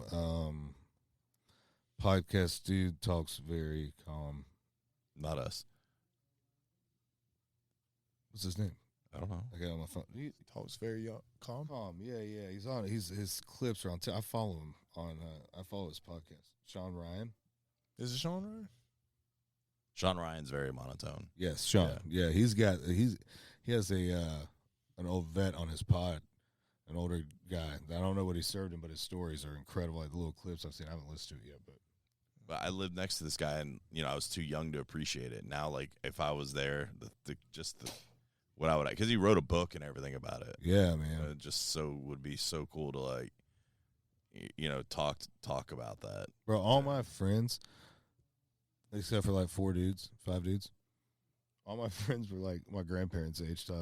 My 16th birthday, bro, was mainly people in their 60s and 70s. That's great. Because I played music with my grandpa every weekend. Yeah. So on Thursday night, some Thursday nights, Friday nights we play, Saturday night we play, Sunday we play. So it was all them. And I was like, what do you do? I'm like, let's just have a big jam session. I had friends in high school and stuff like that, but like, but yeah, a lot of them was just these older dudes that were just playing. But here's the deal, man. We try to remind this to Kira is like, you got that knowledge dies when they die. Yeah. It's literally we're coming into a situation in today's world where like that generation is dying, and it's like it's so sad to see like the mentality behind those. Like the last guy that was in Pearl Harbor, I think, just died or something. Yeah, I think so. Yeah. But it's like, man, everybody, and I get it, dude. Like I was very lucky. Like I've always been, even as a kid, had a connection with the older people. I volunteered for 4 years at high school at a assisted living home for 3 days a week for 4 years. Played music there, played music with my grandpa, and I would rather be with those guys on weekends than doing other stuff, even in middle school, Mm-hmm. But like, so I listened to all those guys, man, and like, especially a lot of those dudes when we were in, being from Florida, all those guys are like people that come down for the winter. So all their grandkids are up north and stuff, Oh, yeah. So you have like 50 like grandparents adopted, dude. But it was like, man, you listen to these old guys talk and old women talk, dude. And you learn, dude. Listen, I've turned back in time, bro. I got cast iron skillet. I tallowed my own beef tallow, or rendered my own beef tallow the other day. Yeah.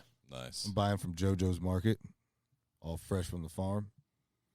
I don't trust. I still have to check out this JoJo's Market. I haven't been there yet. Dude, they're the best. My kid asked me the other day about my grandpas, and I never had a grandpa. Like they all died like many years before I was born, and it's like he has both, and so it's like he's got a great I had two grandmothers. Like I never had a great grandmother. I never had a grandfather, right? Like, and so he's got like great grandmother, grandmothers, and everything. Yeah, it's that's like awesome, how lucky like you are for like those types of dude. Spend that time. Also, grandparents will spoil you. Oh yeah, yes, big time. Like, they don't care. They're gonna give you back, and secretly they're like, got you. Yeah, 100%, bro. I take my kid somewhere like just down to stuck my his parents. pacifier and sugar. Good luck. Good luck getting this hellion back. They're like, look at how nice he dresses. And I was just like, thank his grandmother because I'm not buying my kid fucking polo. Yeah, it's like, no, the clothes he wears for me is Walmart. Grandparents will spend some money. Bro, you're like, where are you getting this? Bro, comes home and he's wearing a whole Under Armour kit, and I'm like, where do you get that? I'm like, who you think? And I'm like, all right. I remember my grandma. She used to raise dogs, and so whenever she would do that, obviously you have to like clean up after them and stuff. And when I was coming up in high school, like that was my job, is to like clean up after the dogs and stuff. And she would pay me an ungodful amount of money, to the point where my mom was like, you have to stop paying him this much because it's going to ruin him. Yeah. She was like, giving you an unrealistic like vision. No, 100%. She was like, you're giving him an unrealistic expectation of like money. And I'm just like, hey, you got to chill out. Like $200 a week, but that was when I was in. That was a lot of money back when you were. Yeah, as like a middle schooler, $200 a week. So like I was not complaining. No, my mom was like, "You gotta stop." GameStop was safe. You can't even. You can't even go to McDonald's anymore under like $20. I haven't been to McDonald's in forever. Dude, we were talking. I'm telling about you, bro. I'm the clean. Listen, we're on a mission, a machine building mission. Yeah, we getting right around here. We're gonna be those robots, but in human form. Yeah, just like shredded and new just music coming. It's gonna be ridiculous. New pod. new pod. Fresh new veins in the legs. Fresh new veins in the legs. Yeah, the firelight is really showing off right now, and I really hate they missed that opening segment that we originally had. Well, you missed. Well, yeah, since y'all missed it, since Paul had Brady's mic muted, Brady sat down. The fire was glowing. Sits down in these old basketball shorts and notices that his legs and his veins are popping out. He goes, God, will you look at these veins? Hikes his shorts up way higher. I did. As soon as I sat down, I saw that. I was like, I got to see what else is cooking under here, man. I almost cooked your corn burger. It cooked a lot of different things, yeah. But yeah. Brady is now medium rare. Roast some chiclets, dude. All of a sudden, we get some hard-boiled eggs. What else has been happening? Oh, poor Tiger. Oh, yeah. Did y'all see the Masters, though? Did you watch the Masters? Yeah, I did. Oh, Rory, dude. I always feel like I say his name I don't wrong. like Rory. I'll be honest with you. No? No. I don't Sir. know. I'm not a huge Rory fan. Is there a reason why? He talked too much shit during the Ryder Cup, so now I don't like him at all. People get so sick. That America complex comes out real hard. I'm like, all right, I hope everybody but you wins. Yeah. Yeah. I think he's a good dude. I think he's somebody, bro. This dude was on late night television. His mom used to let him hit golf balls, or his parents used to let him hit golf balls into her washer. When he was a kid. Into her what? Her washer. Like the front load washer. Oh, yeah. Washing Okay, machine? yeah. This kid would just nail perfect hits at like 8 years old. And he ends up on a late night show and he does it perfectly. He ends up on foul and he does it again. But dude, some of these shots this dude was taking, he's a freak. Yeah, they're like freaking natures. And I suck at golf. Oh, I am horrible. I've tried. Best I've ever shot's a 92. But I heard it's not bad. 76. You shot 76? Yep. God almighty. It's my lowest. You grew up playing a lot of golf, right? Not well. A little growing up, but when I was in college, my buddy who's passed away ran. He kind of managed the golf course that our school bought.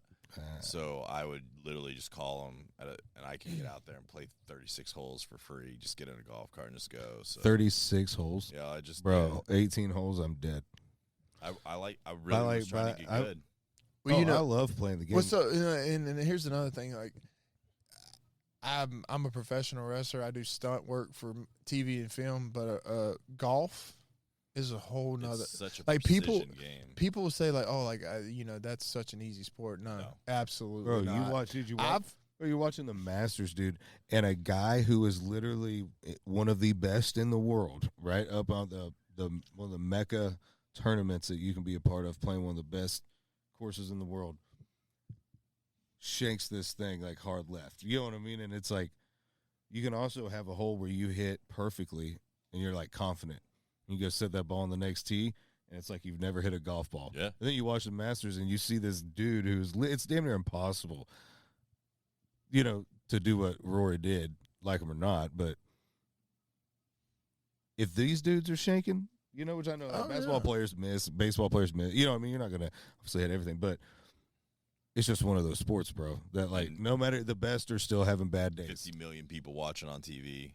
Yeah. Yeah, I mean, it's very hard to play. It's fun. I enjoy it.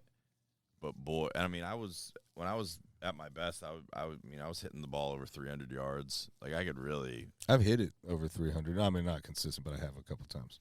I don't know if I've ever hit it 300 yards. I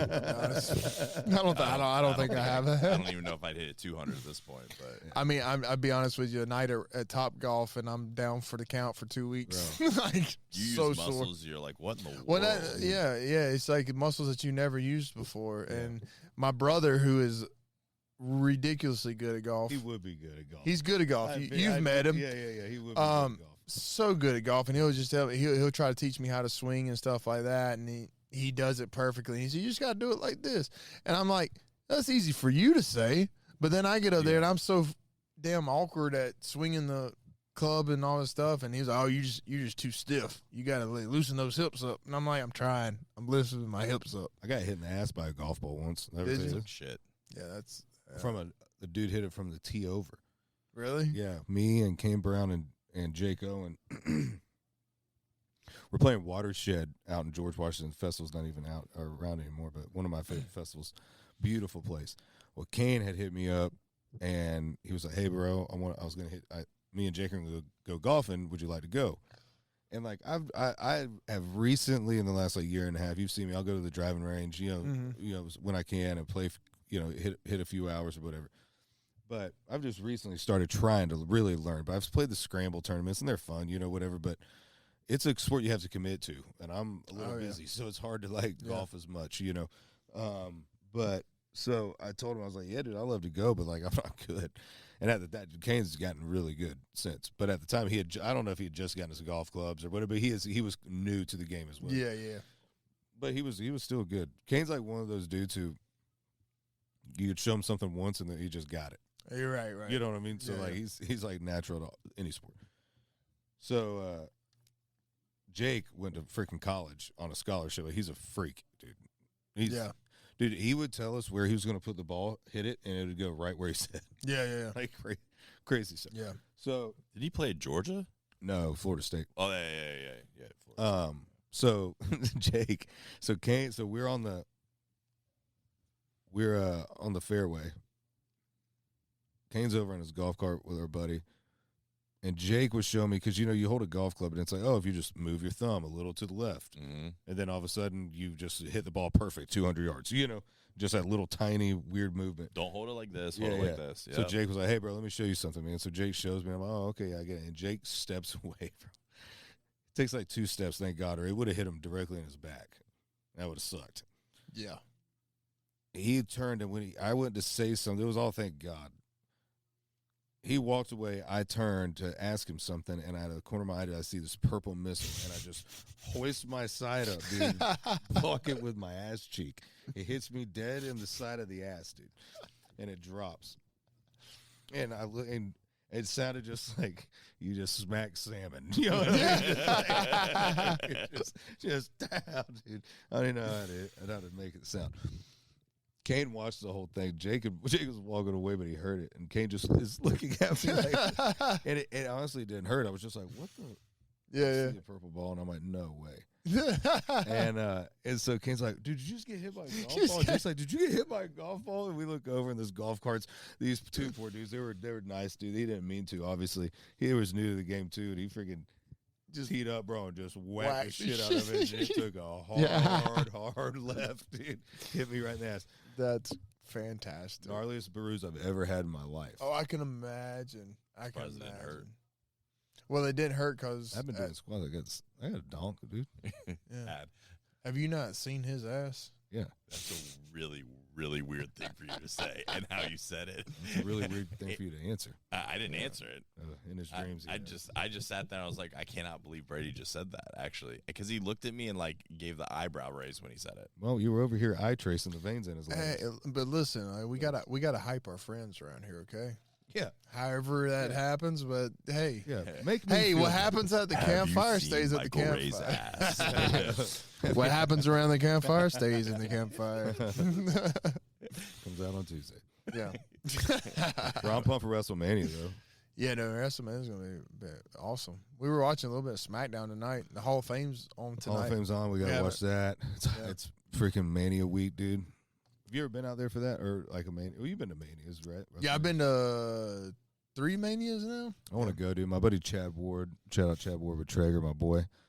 Everybody thinks I can grill. I just literally text him and he sends me exactly what to do. No, he can grill. Don't let him lie to you. I can actually confirm that. Well, I can. I've gotten good because of him and those guys. I mean, because they've taught me. They've taught me how to like use the that backstrap you made was fire. That backstrap was really good. So I don't think I did. He grilled. So Michael grilled 2 big ass chicken breasts last night, like the biggest chicken breasts you've ever seen in your life. But they were from a farm.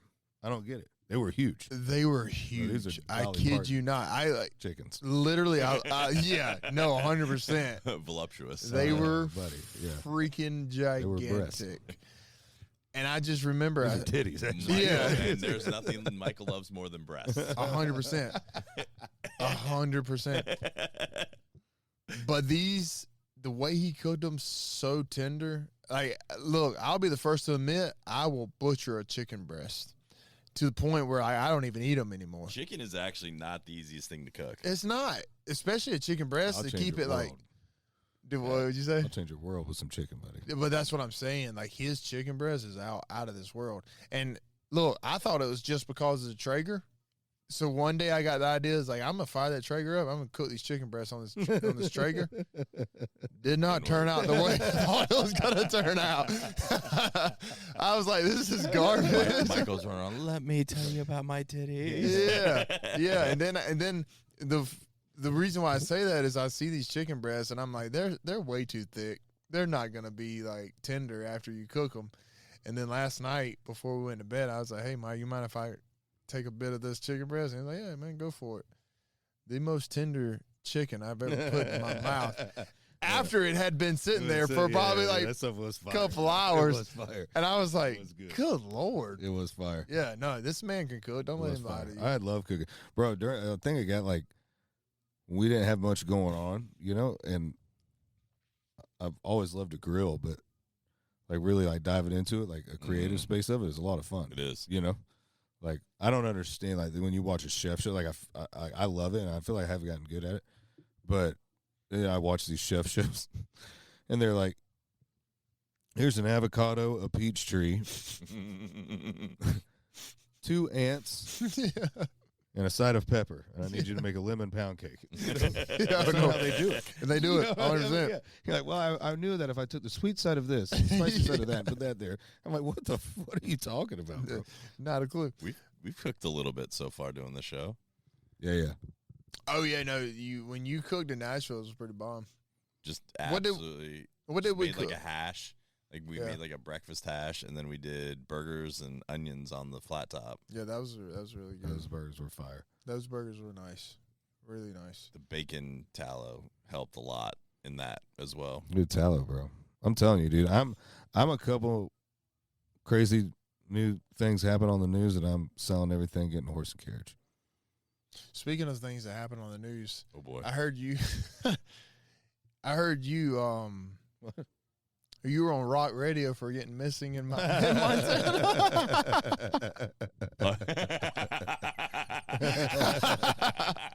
Oh yeah. Fantastic story that you guys haven't heard. Oh, that's right. Yeah. Well, they've seen it. They've seen it seen through it. a Tim Instagram post. called me and said, "Hey, dude, do you think the guys would like to go snowmobiling one day?" And I go, "Yeah." And he's like, "Yeah, I just took David Lee Murphy." Well, David Lee Murphy is like in his late 60s, you know, one of the nicest, coolest dudes, a great songwriter, singer. But I'm like, okay, you're a snowmobile ride. We're just gonna be cruising, you know. He took David and his wife, dude, you know. But then I forgot I was talking to my buddy Tim. Yeah. And he's like, all right, cool. So I'm like, yeah, man, we'll do it. That'd be awesome. I call you all. Everybody's like, yeah, I'm down. It'd be fun. Something different to do, right? We're all from the South, so it's not like we get to do that all the time.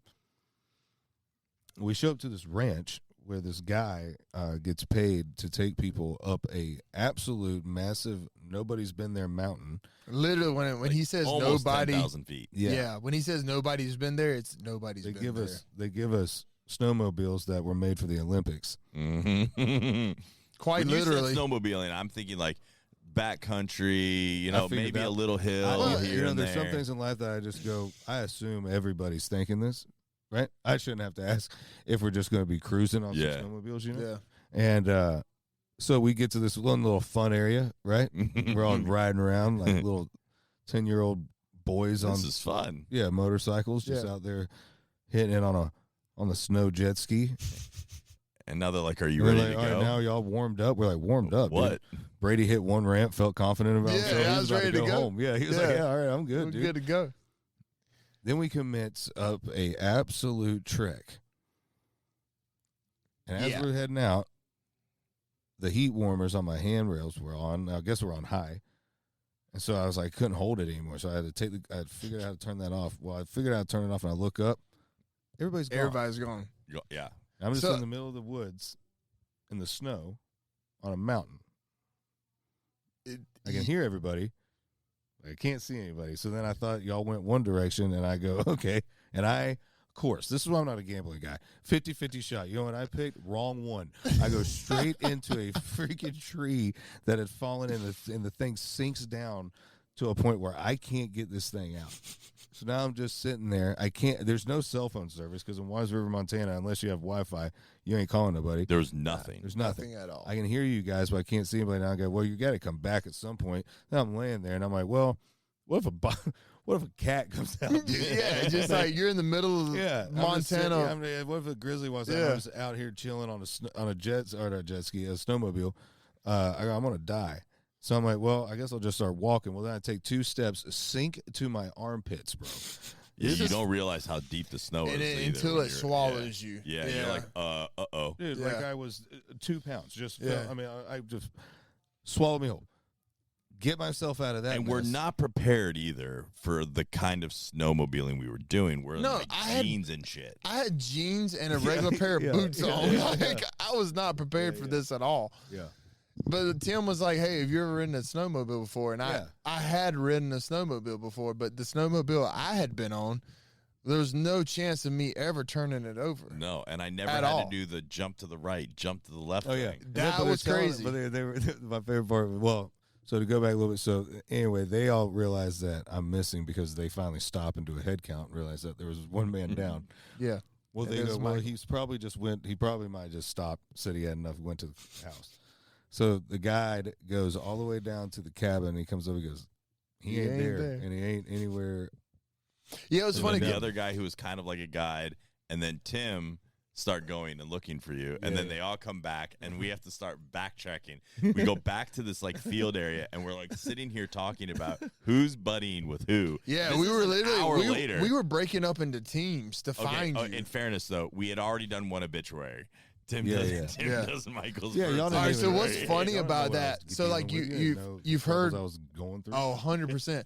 So what's funny about that is like you've heard Michael's side of it, but our side of it is like we're on these snowmobiles and we go up this like one part of the terrain that's pretty difficult. So we all get to the other side of that, and the leader of the group was like, let's stop right here and make sure we have everybody, because like that part of it's pretty hard, right? So we stopped, and like he does a head count, and like I think there was 9 of us all together, including Michael, but he counted 8. And we're instantly it's Michael. Well, yeah, and we count everybody, and we're like, well, yeah, we were like, man. Everyone's like, of course it is. Yeah. So we realized Michael's missing. Happens. Yeah, we realized Michael is missing, and I was like, oh yeah, I think he was last, and we were like, he's probably down at the training area where we were like doing, things earlier. Which would have been cool with just going there. Yeah. That's probably where we should have stopped. Yeah. You should have just stayed in the fields and went around. You saw the hills, right? Like when we were driving out there, and you saw the little hills and all the tracks. We're like, oh, that's gonna be fun because it was gonna be easy. No. So what's funny is that the leader of the group. Do you remember what was his name? I can't remember his name. Yeah, I can't remember his name. Yeah, headbutted a billy goat. Headbutted a billy goat. Like these are real cowboys, the most badass man you've ever met. These are Montana boys. These ain't a joke. 100%. You know what I mean? Like these dudes for fun go out there and just try to cause avalanches. 100%. So anyway, we realized we're missing Michael, and we kind of go like, oh, he's probably still down there. Like he had problem with his snowmobile or something. So he told us all to like just stay put. I'll go get him and I'll bring him up. We're all cool, all right. So Tim has this great idea. He's like, let's fuck with him. That wasn't Tim's idea. That was mine. That was your idea? Yeah, that was mine. All right, well, I literally pull the phone out and I'm like, hey Tim, do his eulogy. And Tim's like, and Tim is more than happy. Oh, yeah. Tim's always he jumped on that very. Tim is like, he's always he jumped on that very quickly, and so and like, deep in the so did everybody else. But what's funny is that he goes down after Tim had recorded this, and everybody recorded their little segment of it. He comes back and is like, Michael's not there, so he goes, hang tight. I'm gonna run back to the lodge just to make sure he didn't go back to the lodge. It's fine. Maybe he's probably there. So he goes down to the lodge, comes back. He's like, well, damn, he's not there either. I have no clue where he's at. And Tim goes, hold on. Meanwhile, I'm also sitting on my fucking phone trying to find the goddamn satellite, and Brady goes, man, what are you trying to do that? That motherfucker has no clue how to do that shit. His phone's probably dead anyway. Yeah. And it sure as shit, it was dead. Yeah. I'm over here trying to like pick up signal. No, and my phone was dead anyway, so it wouldn't have mattered. So anyway, he makes it back to us, and he's like, he's not at the lodge either. And Tim goes, hey, you might want to delete that video in case I actually have a problem. Absolutely. Bro, my favorite. And then we turn around like, hey, Danny, do one. Yeah. Danny's like, yep. Danny did. So Danny records his, and so we all decide, like Paul was saying earlier, that we all decide to go back to our starting area, and we were going to break up into teams to find you. And it's like somewhere in the between that, like they ended up finding you, and we all went back to the meeting point where we had started from. So I was like, I kind of knew. I was like, I need to record this part because like we're going in that like valley or whatever. I was like, I just kind of had the idea like I need to get this on film. You know what I mean? And then I look, he's up on the thing like pumping everybody up, and I was like, I'm gonna record this motherfucker. So sure enough.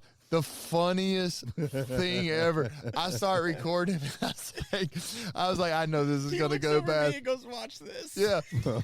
Well, when I went down that hill, he starts easing down that hill, and he gets to the point where he just rides it into the brush. It was in slow motion, just and crash. Things are heavy, dude. Oh, dude, those shit. No, my favorite part was so I'm also keep in mind I'm there to raise money for their local EMS. So in my mind, as I'm laying on this jet ski, I'm like, shit, man, am I going to have to call the helicopter? Am I about to get rescued by the helicopter? You know what I mean? Like the same people we're here to help raise money for.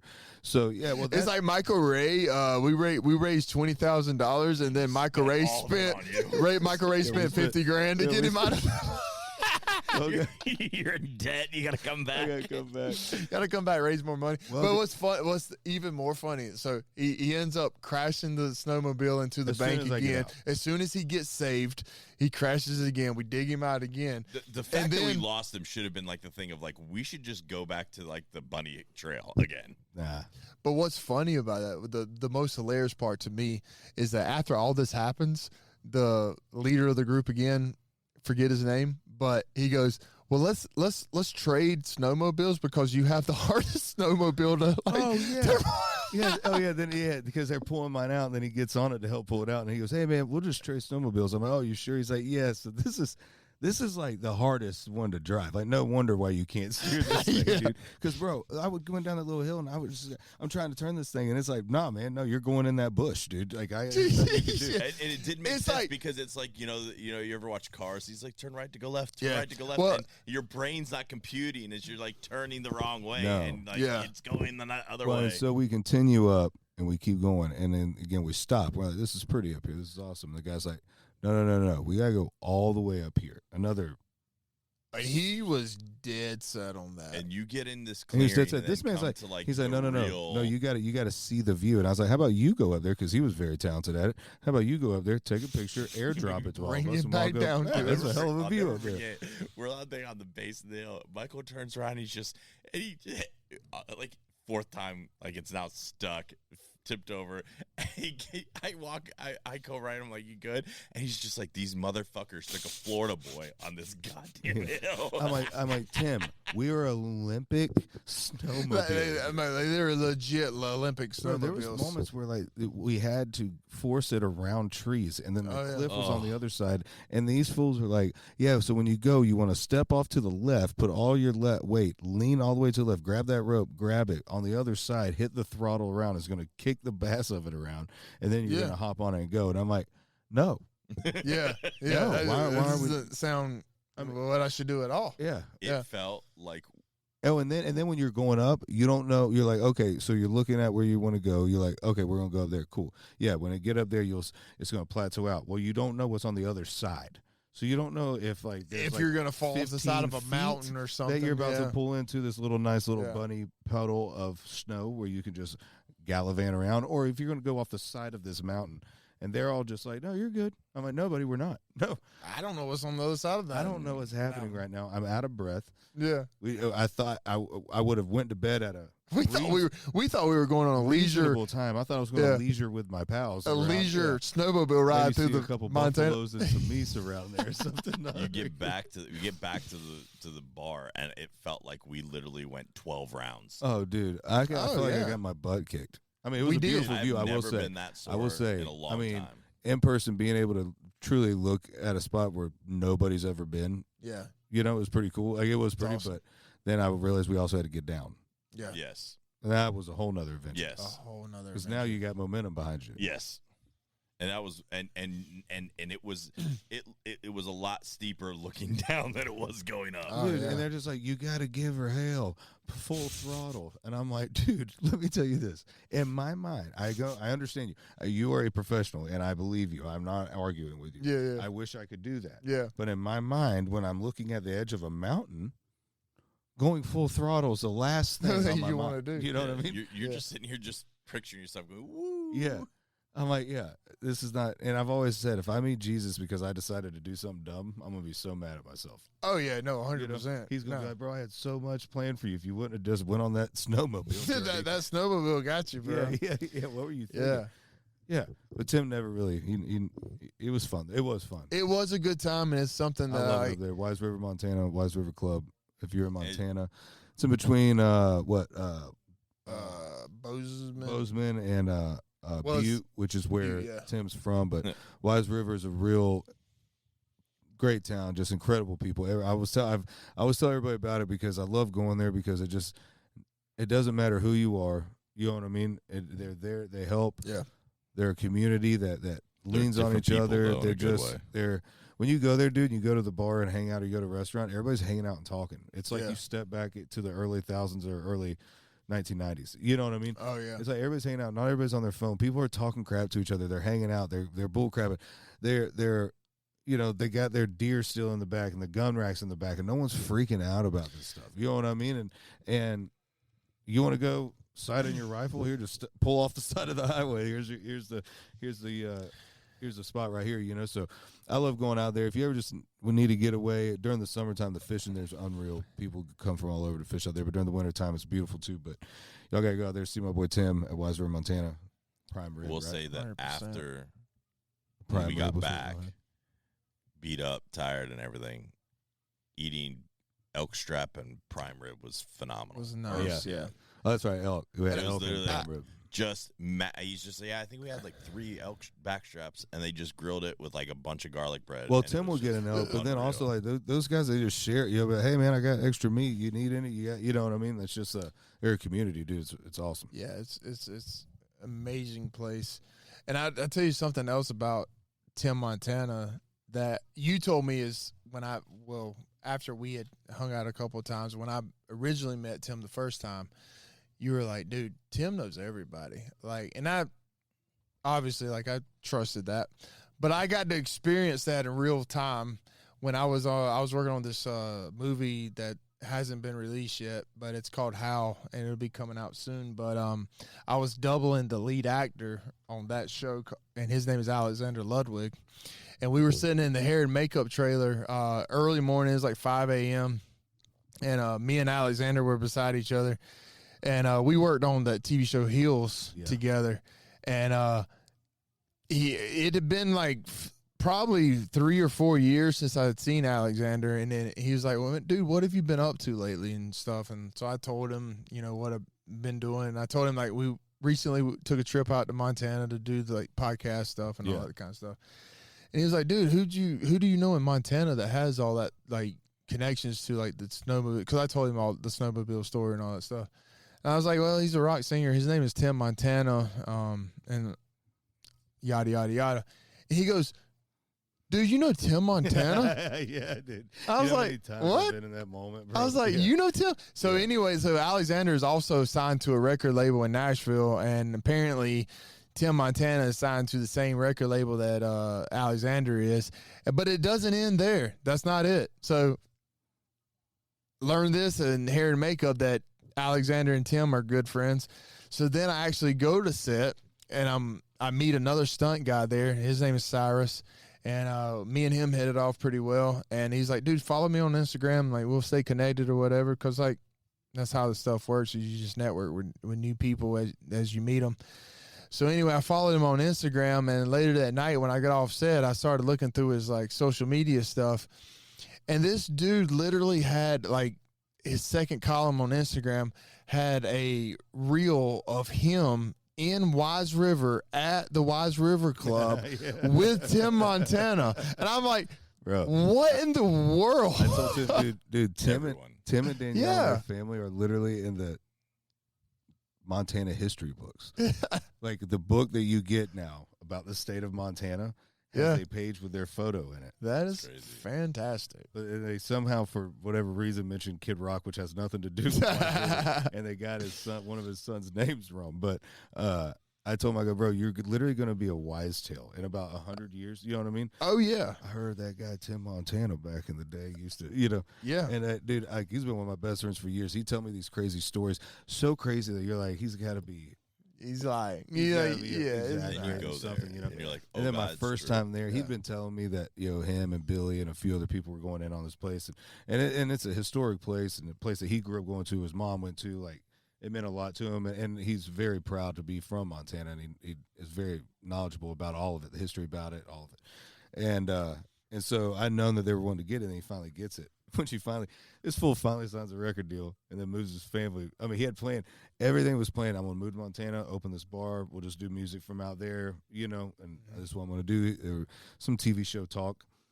And right before he moves, he signs his first record deal in Nashville, moves his family to a town of 45 people, you know. Yeah. But the place is legendary, man, and it's been really cool to watch him grow and watch so many people.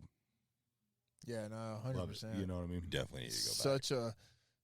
Such a genuine person too, man. Just you lose track of time out there. Like nothing matters. You know what I mean? Oh it's yeah. Like before you know, you're like, oh my God, and there's nothing more 4 a.m. Yeah. There's more. There's nothing more breathtaking than like the Montana sky at night. Oh yeah. You're just like, because I remember we were up, like you said, pretty late one night, 4 a.m. And I remember I was like, all right, guys, it's time to call it a night. And as I was walking back from the recording trailer that you guys used out there, I'm just walking back to the room, and I just remember looking up to the sky, and I'm just like, bro, the stars, it looks like you can touch them. Is unreal. They're pretty out here at my place, but like, dude, it has, you know, a nice little cloudy. They're not really. Yeah. Night. But on a clear night, it's pretty incredible. You go out there, dude, it's like. No, it's unreal. Like you'll catch yourself just like staring at it, like you're. That's what I did. Yeah. I literally looked up, and I was like, wow. Yeah. It's wild crazy. out there, like actual wild. Mm-hmm. Yeah. You know, like you go in the wrong spots there, you ain't coming back out. No. They tell you about it too. Yeah. No, they tell you. Don't go there. Yeah, they tell you up front. Don't go there. It's up to you if you listen or not. Yeah, 100%. Like, what if we bring a gun? I was like, still don't go there. Yeah. Like, okay. Yeah, because we ain't going out in there to get you. But yeah, that was fun. Yeah, that was it. Well, anything else been happening? I know we got WrestleMania. I think we're gonna do a pod with watching WrestleMania tomorrow and Sunday. We should for sure. That'd be a really good time. Which one's tomorrow? I know. Is it Cody and Randy Orton tomorrow? Saturday. That's probably my one I'm looking forward to the most tomorrow. For Saturday, yeah. I think the Drew McIntyre one. In fact, the Drew McIntyre is just gonna be a good match, I think. But yeah, but. Let's be real. The real main event of that show is Lesnar versus. Oh yeah, dude. Yeah, Lesnar versus Oba. Yeah. That is going to be the show stealer. Uba. Yeah. Dude, he on fire right now. Yeah, he blew up so fast, and you know, like coming from a wrestling world, we do a lot of like wacky things, and usually the dumbest thing you can usually think of that you like if someone told you like, so what's his name again? It's Uba. So he does this crazy walk, and it's the craziest thing. It's the craziest thing you've ever seen. I was like, why is this doing this? But it has caught the attention to every person in the audience, and they'll literally mock his walk as he's walking out, like. And it's the craziest thing when you think about professional wrestling. You think like, oh, that'll never work, and that's usually what works. The dumbest thing you can. I'm proud of it, man. I have to admit it. When I'm getting up early, hitting the bike, about 10 miles, grounding, sauna. Sometimes you'll put a little music on, feel good about myself. Yeah. A little strut. You hit that Uber walk. I did the Uber walk to the shower the other day. Yeah. 100%. Now it's By like myself. Nobody there. Just felt the need to strut it. That's what you got to do. Yeah. No, I truly feel like he's. I know that is going to be a good match. It's going to be great, man. Oh, Lesnar looks like he's a freaking tank. All right, so let's do this. What's your predictions on that match? I don't know. I know I'm torn about it. It's Lesnar's retirement tour for sure. Yeah. So this is like his last run of everything. Yeah. But Cena lost a couple times in his retirement tour. That's true. I think they have to put Uba over because if they don't, they're kind of going to slow his momentum down. And I think Trick and these dudes that are on fire right now, they kind of have to win. If they don't, it's going to slow down there because this is momentum that's from the fans. This isn't pushed. Yeah. You know, like they didn't. There's nothing about his character that they could really push down your throat. Yeah, you know? yeah. So like the fans just gravitated to him, and his mic work is great.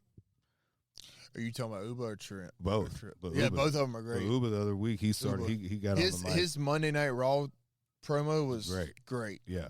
I didn't realize he had such a good promo. Oh yeah, so he's I think they have to put him over. Yeah, him and I'm hoping Randy goes over. Yeah, I hope Randy goes over. I would choose Randy if I had to choose. Randy goes over as a champion. Uba beats Lesnar, and then Trick beats Sammy tomorrow. Yeah. Is that tomorrow or is that Sunday? That's Sunday. I think it's Sunday. And then CM Punk and Roman. Ooh. I think they're going to strap Roman up again. That's think my so. Call. I'm going to go Roman. Yeah, I think that's a safe bet. I think Roman over in that. Is this going to be Paul's first WrestleMania? No. Oh, okay. No. Have you been to one, or are you just never watching been to one? No. Yeah, I've never been to one either. I've been to 3.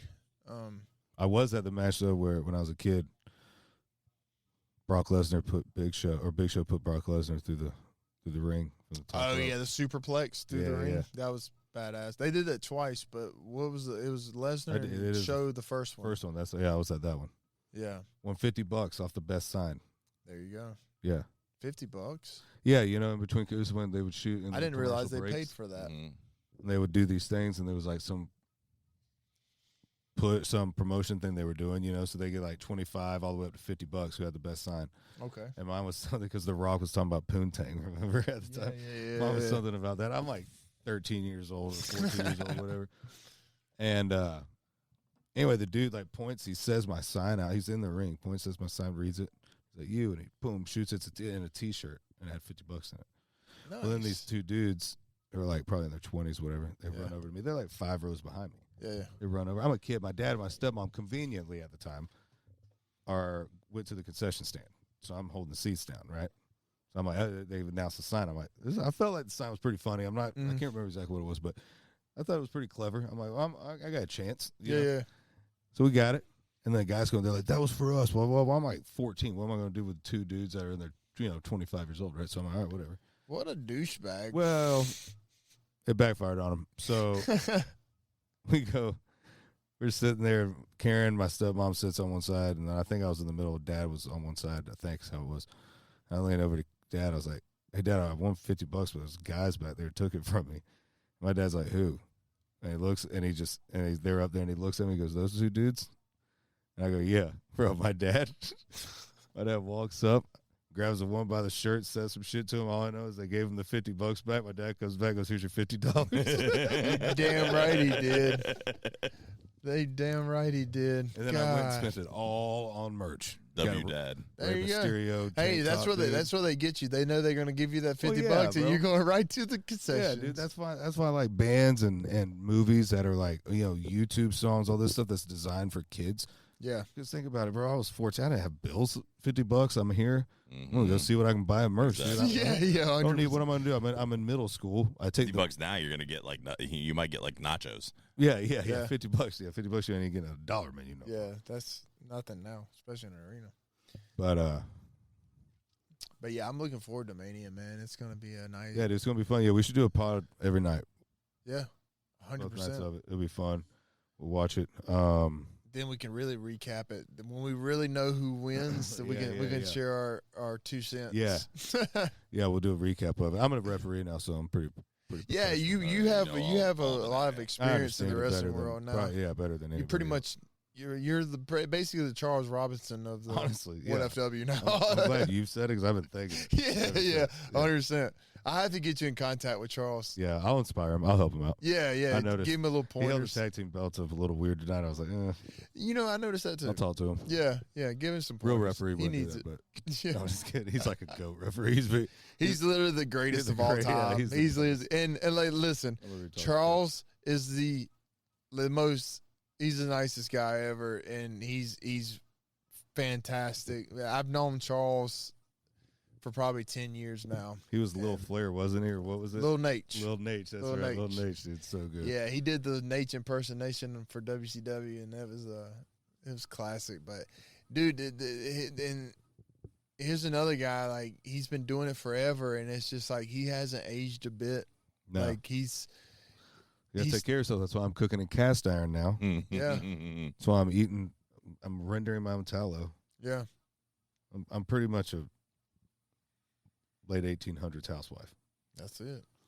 That hunts. And isn't female. And it's not female. It's not a housewife. Yeah, dude. Well, that's why they were all healthier. And the healthier you get, the healthier you live, the better you're going to look. And that dude's he's still at it, bro.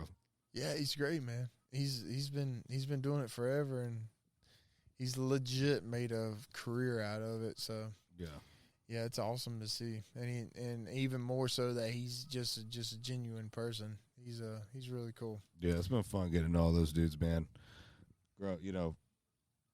I think there's something when you've had a dream about doing something and you end up, thankfully doing it for a living, and you get to meet your heroes. There was a time, like, when I was the guy that was opening for everybody coming in Florida, I was meeting all these guys, so I kind of had more of like a respect for what they did, but it was kind of like I expected to meet them at some point. I don't know what it was, something that I felt, you know what I mean? Yeah. I'm probably going to meet these guys, Yeah. But it was like the wrestlers I grew up watching. I was like, I'm probably never gonna. Yeah, you're never gonna meet those guys, dudes or whatever. So, which is kind of cool. It's kind of what keeps the fan part of it. Now here you are FaceTiming, and then now we're Flair at 4 a.m. Yeah, now I'm trying to get Flair on the phone at 4 a.m. He did text me the next day checking on me though. I was like, yeah, buddy, my bad, dude. He's like, 100%. I'll explain it to you. You'll understand. And it's crazy how, like, obviously you grew up as a wrestling fan, and then not long ago you had a stint with AEW where you had a run-in with Ricochet running his trap. Yeah, he was running his trap, and he dared you to cross that line, and you did. You jumped right on over. He tried to smack me a little bit, but he barely got me. Yeah. We got those big-ass security goons with him. Yeah, those guys, they're not scaring nobody. I want to talk a lot of shit on the country singer, but I didn't have any. All the security was on me. Yeah. That was a wild night in many ways. Is the fact is, like, we got there and we didn't really, like, we had an idea that something was going to happen, but we didn't really know what was going to happen. Yeah. Kind of thing. So we were in the back, and a buddy of mine, Kevin Matthews, we were standing there, and I was talking to him, and Kevin is I think he's like the producer of Dynamite and Collision, and I've known Kevin for a long time. And like I said earlier, I was like, we knew we were going to do something, but we didn't know exactly what we were doing. And I remember Kevin comes up to me and he goes, "You're a big country music fan." Oh, yeah. Yeah. This guy's a big dude from, like, Brooklyn. Yeah, you know He's like Brooklyn, New York, Yeah, he's not in our country demographic. Yeah. Has no idea. Yeah. But obviously we'd been around each other, and he knows my love for country music, and he comes up to me, he's like, "You're a big country fan, so I know you'll know who this is." He goes, "Do you know who a Michael Ray is?" And Michael Ray was standing right beside me. I was like, "Yeah, he's right here, man." Like, "Hey, man, what's up?" I'm like, "Oh, shit, man, my bad." You're good. Yeah. But it's fun, man. It's like, hanging with Scotty. Old Scotty Too Hotty, the reason why I tried to learn the worm when I was a kid. Yeah. All those guys, they're awesome, man. It's fun. It's I don't know. I think it's good as you get older, like, have those things that kind of remind you of being a kid. Yeah, absolutely. And it kind of just keeps you youthful, and that's kind of what wrestling always been. And also, like, with this whole, getting ready for new music and, really, this health journey and mental health journey and everything I've been doing, man, it's like there's a rebrand there, in a lot of ways. And, like, wrestlers will go through 15 different gimmicks before something works. You know, yeah, 100%. but they'll give every one of them 100%. 100%. Yeah, you have to, man. It might be the dumbest thing, and you might hate it, but they give it all just to see. Mm-hmm. You know, just for the.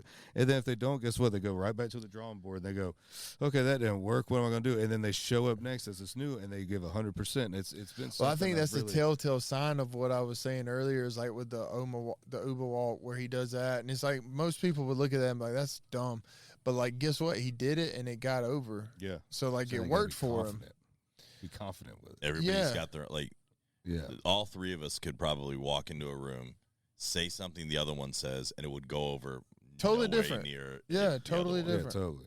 Yeah. So, yeah, I think it's about trial and error. Like you try something, if it doesn't work, like Michael said, you just try it again. Yeah, until but it's inspiring sticks. when you look at it. That's how I've always looked at it. I've always had such respect for professional wrestlers and all the mixed martial arts guys. And, you know, people don't realize, dude, that, like, well, I guess not so much now. Well, the independent circuit, they still are. But, you know, there's a time, dude, they're wrestling 7 times a week, you know.